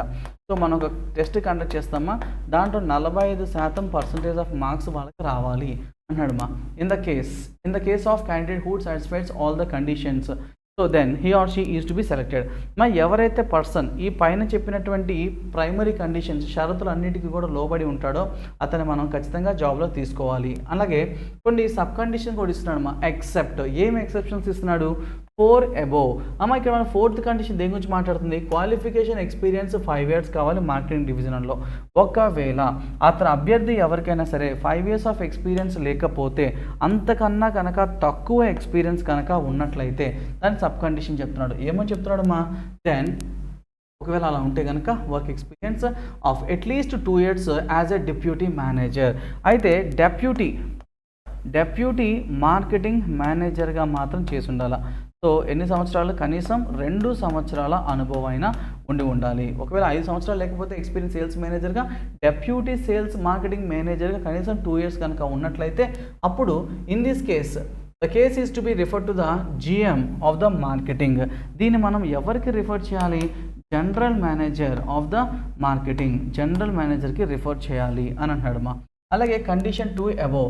ఇక్కడ ఇచ్చిన కండిషన్స్లో మనకి సెకండ్ కండిషన్ దేని గురించి మాట్లాడుతుంది? గ్రాడ్యుయేషన్లో వాళ్ళకి 55% కావాలి అన్నాడు. ఒకవేళ మనకి గ్రాడ్యుయేషన్లో 55% లేదు, అంతకన్నా తక్కువగా ఉంది. అప్పుడు ఏం చేయాలా? But has secured at least 65% in post graduate diploma or degree in the marketing management in the case is refer to the vice president. అమ్మా ఒకవేళ సెకండ్ కండిషన్ గ్రాడ్యుయేషన్లో 55% లేకపోతే అప్పుడు పోస్ట్ గ్రాడ్యుయేషన్ మీద పడాలి. సో ఇక్కడ గ్రాడ్యుయేషన్లో 55 కన్నా తక్కువ మార్కులు వస్తే పోస్ట్ గ్రాడ్యుయేషన్లో ఇన్ మార్కెటింగ్లో నువ్వు ఎక్కువ మార్కులు తెచ్చుకోగలగాలి. సో అప్పుడు ఎంత అడుగుతున్నాడు? 65 అడుగుతున్నాడు. ఒరిజినల్గా నాకు పోస్ట్ గ్రాడ్యుయేషన్ మార్కెటింగ్లో 60% చాలు. కానీ ఎప్పుడైతే నీకు గ్రాడ్యుయేషన్లో 55 కన్నా తక్కువగా ఉంటాయో అప్పుడు పోస్ట్ గ్రాడ్యుయేషన్ మార్కెటింగ్లో 65% ఉండాలి అన్నాడు. Then this case is refer to the VP, vice ప్రెసిడెంట్కి మనం రిఫర్ చేయాలి ఈ కండిషన్ని అన్నాడు. Vice president of the marketing అతనికి రిఫర్ చేసుకుంటే ఆయన ఎందుకు తెలుసుకుంటాడు. ఓకేనా, మనకు సంబంధం లేదు అది. Okay, next one ఏం చెప్తాడు? In each question below is given details of one candidate. You have to take one of the following course of action based on the information provided and the conditions and subconditions given above. ఇచ్చినటువంటి పైన conditions sub conditions base చేసుకొని కొన్ని resumes నేను forward చేస్తాను. ఆ రెజ్యూమ్స్లో ఉన్న persons నువ్వు select చేస్తావా, ఏం చేస్తావు, రిజెక్ట్ చేస్తావా అనేది నీ ఆన్సర్ చెప్పు అన్నాడమ్మా. అండ్ ఇక్కడ చాలా ఇంపార్టెంట్ పాయింట్ అంటే you are not to assume anything other than the information provide to you. వాడు నీకు ఇచ్చినటువంటి ఇన్ఫర్మేషన్ తప్ప ఏ అదర్ ఇన్ఫర్మేషన్ కూడా నువ్వు ఊహించడానికే లేదు. All these cases are given to you as on 1st March 2012. ఇది చాలా ఇంపార్టెంట్. నీకు ఏజ్ క్యాలిక్యులేషన్స్ అన్నీ కూడా 1st March 2013కి నాటికే మనం చూసుకోవాలి. సో ఒకవేళ అభ్యర్థిని సెలెక్ట్ చేసే పని అయితే ఏ అని, రిజెక్ట్ చేసే పని అయితే రిజెక్ట్ చేసే పని అయితే ఏ అని, సెలెక్ట్ చేసే పని అయితే బి అని, డేటా అనడిక్వేట్ అయితే డి అని, వైస్ ప్రెసిడెంట్ రిఫర్ చేసే పని అయితే డి అనేది ఆన్సర్ పెట్టమని నీతో చెప్తున్నాడమ్మా. ఓకేనా, నెక్స్ట్. సో ఇదంతా తెలుగులో ఇవ్వడం జరిగింది అంతే. మొత్తం సేమ్ టు సేమ్ మనం చేసిందే. సో మనం తదుపరి క్వశ్చన్లోకి వెళ్ళిపోదామా. సురేష్ మెహతా గ్రాడ్యుయేషన్లో 58% మార్కులు సాధించారు. అమ్మా ఫస్ట్ మనం ప్రైమరీ గుర్తుపెట్టుకో, ప్రైమరీ కండిషన్స్ని సాటిస్ఫై అవుతున్నా లేదా ఖచ్చితంగా చూసుకోవాల్సిందే. సో 92వ క్వశ్చన్ చూద్దాం ఒకసారి. సురేష్ అనే పర్సన్ ఉన్నారు, గ్రాడ్యుయేషన్లో 58% మార్కులు సాధించారంట. నా గ్రాడ్యుయేషన్లో 55 చాలు, మనోడికి 58 హ్యాపీ. నెక్స్ట్ సాధించారు. అతను మే 19, 1979 జన్మించారు. అమ్మ 79 పుడితే 89, 99, 2009, 10, 11, 12, 13 అంటే 34 సంవత్సరాలు.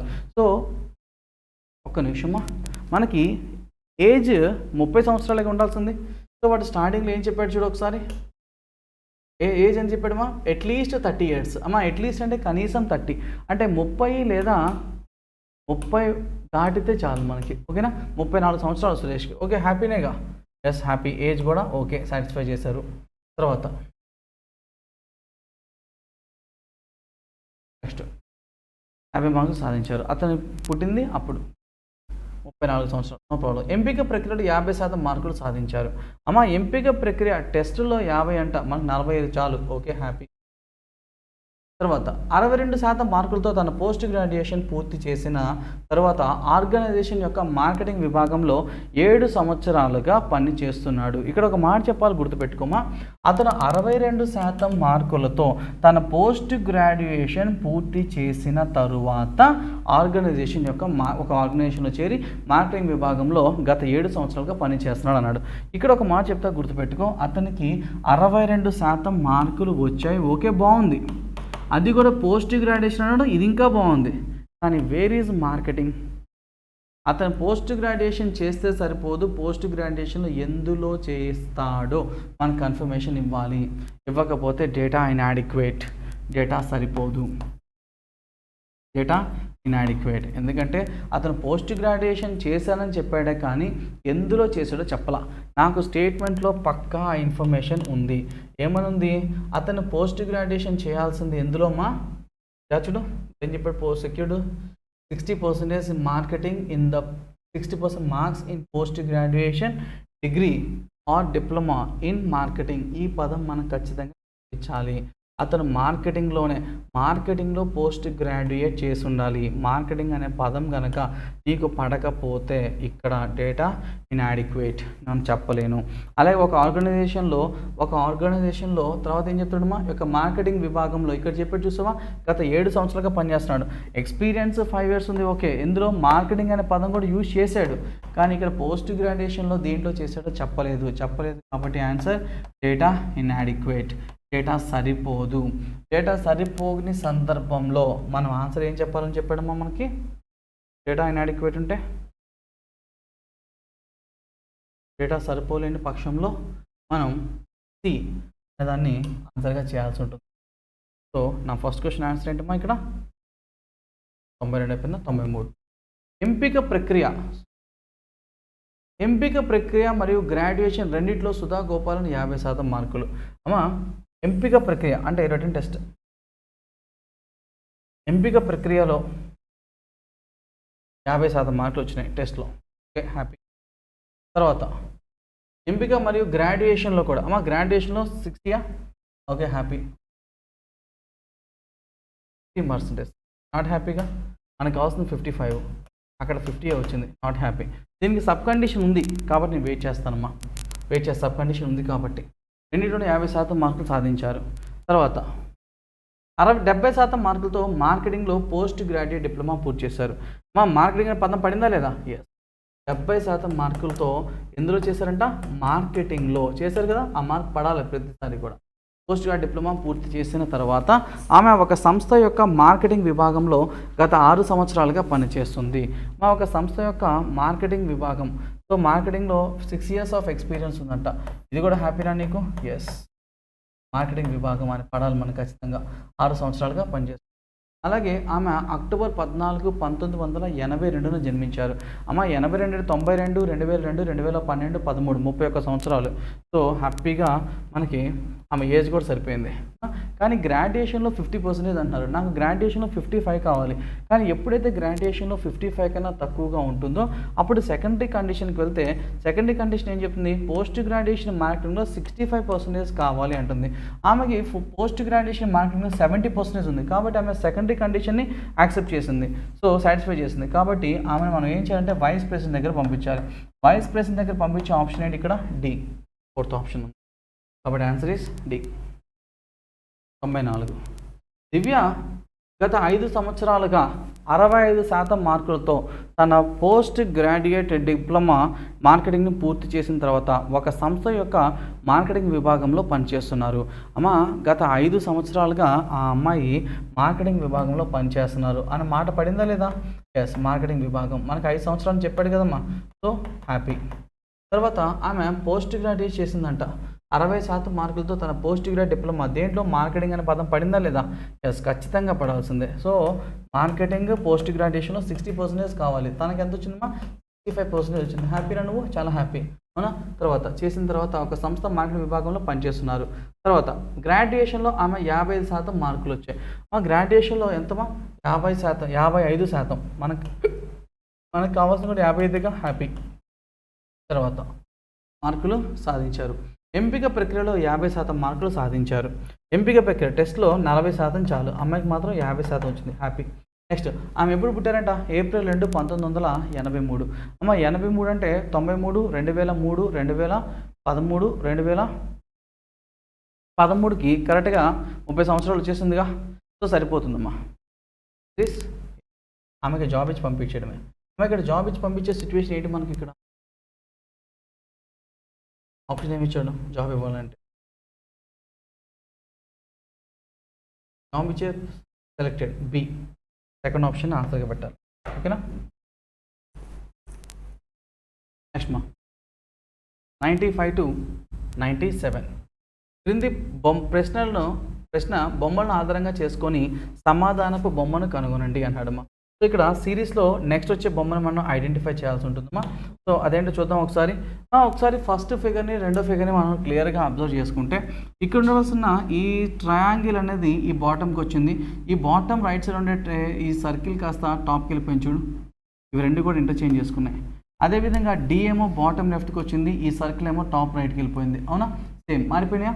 ఆ తర్వాత ఈ రెండు చూసుకుంటే కనుక ఇక్కడ మనకి ఇక్కడ ఉండవలసినటువంటి ఈ సర్కిల్ ఇటు సైడ్ వచ్చింది చూడు ఇక్కడ, అవునా, ఇది ఇక్కడికి వచ్చేస్తుంది, ఇది ఇక్కడికి వచ్చేసింది, అన్నీ కూడా ఈ విధంగా చేంజ్ అయినాయి. ఆ తర్వాత డయాగ్రామ్ చూడు, డి ఇక్కడికి వచ్చేసింది, తర్వాత డి సర్కిల్ ఇక్కడికి వచ్చేసింది, సర్కిల్ ట్రయాంగిల్ ఇక్కడికి మారిపోయినాయి. ఆ తర్వాత చూడు ఇవి రెండు మళ్ళీ మారిపోయినాయి ఇట్లా క్లాక్వైజ్ డైరెక్షన్లో. ఆ తర్వాత లాజికల్గా నాకు నెక్స్ట్ ఏంటి ఉండాలి, ఇంటర్చేంజ్ చేసి ఉండాలి, అవునా కదా. సో రెండింటిని ఇంటర్చేంజ్ చేసుకుంటే ఇప్పుడు నాకు ఇక్కడ ఒక ట్రయాంగిల్, ఇక్కడేమో ఒక సర్కిల్, ఇదేమో ఇది, అవునా. తర్వాత ఇక్కడ డి ఉండాలి. ఇది యాజ్ ఇట్ ఈస్గా ఎక్కడ ఉందమ్మా, సో ఇక్కడ ఉందా, లేదు, ఇది ఇక్కడ డి ఉండాలి కానీ ఇక్కడ కాదుగా. సో వాటిని రివర్స్ చేయాలి. 1 సెకండ్ అమ్మా, ఏంటమ్మా కదా, ఇక్కడ రావాలమ్మా, ఇక్కడ డి ఉండాలి, ఇక్కడ డి ఉండాలి. సో ట్రయాంగిల్ డి ఉండాలి, ఇది కాదుగా, ట్రయాంగిల్ డి ఇవో ది ఆన్సర్ డి అలా ఉండాలి. నెక్స్ట్ మా 96.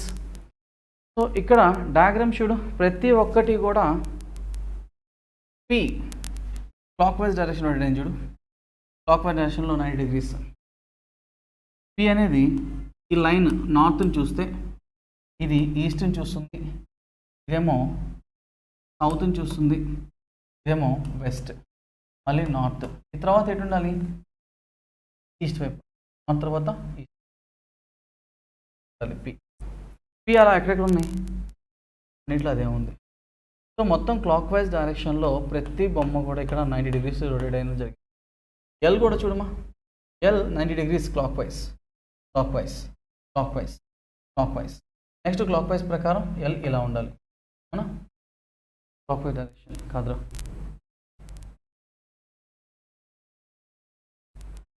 ఇదేనా, ఎస్, ఇక్కడ ఇక్కడ ఇక్కడ. తర్వాత టీ అయిపోయిందా, టీ చూడమ్మా, నార్త్ వైపు, ఈ బార్ నార్త్, సౌత్, వెస్ట్, తర్వాత నార్త్, తర్వాత ఈస్ట్ వైపు ఉండాలి. అంటే ఈస్ట్ వైపు ఇలా ఉంది, ఈస్ట్ వైపు ఉందా, ఎస్, ఉందా, ఎస్, ఉందా, ఎస్, ఇట్లా అదే ఉంది. డబ్ల్యూ డబ్ల్యూ డబ్ల్యూ రివర్స్ చేస్తున్నాడమ్మా, సరే నార్త్ వైపు డబ్ల్యూ ఉండాలి, ఉందా, ఎస్ ఎస్ ఎస్, ఇట్లో అదే ఉంది.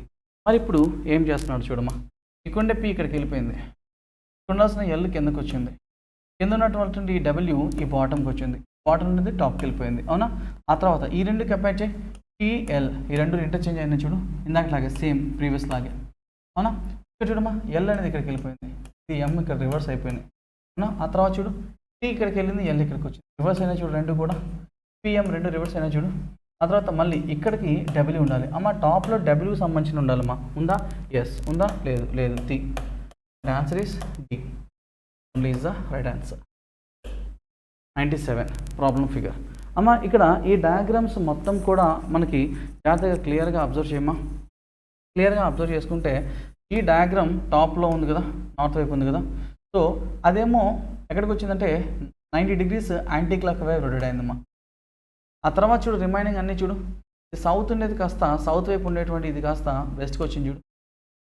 తర్వాత సౌత్ ఉండేది వచ్చింది చూడు, అంటే సౌత్ నుంచి నువ్వు వెస్ట్కి వస్తున్నావు అంటే 90 డిగ్రీస్ క్లాక్ వైజ్ వైపు రొటేట్ అయ్యావు.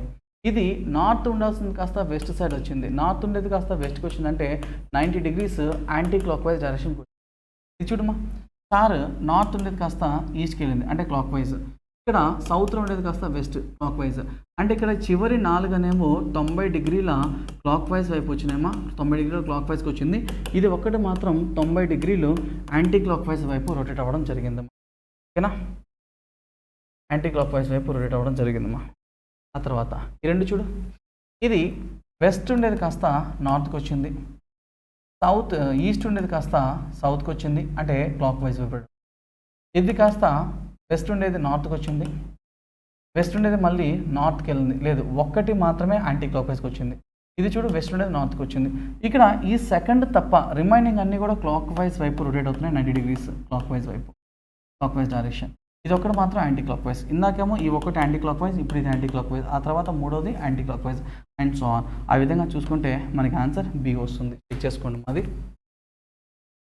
98. మా ఇక్కడ హిడెన్ ఫిగర్ దాంకునేది ఇక్కడ సేమ్ ఇదే ఫిగర్ యాజ్ ఇట్ ఈస్ ఇక్కడ ఎక్కడ ఉంది అని అడుగుతున్నాడు.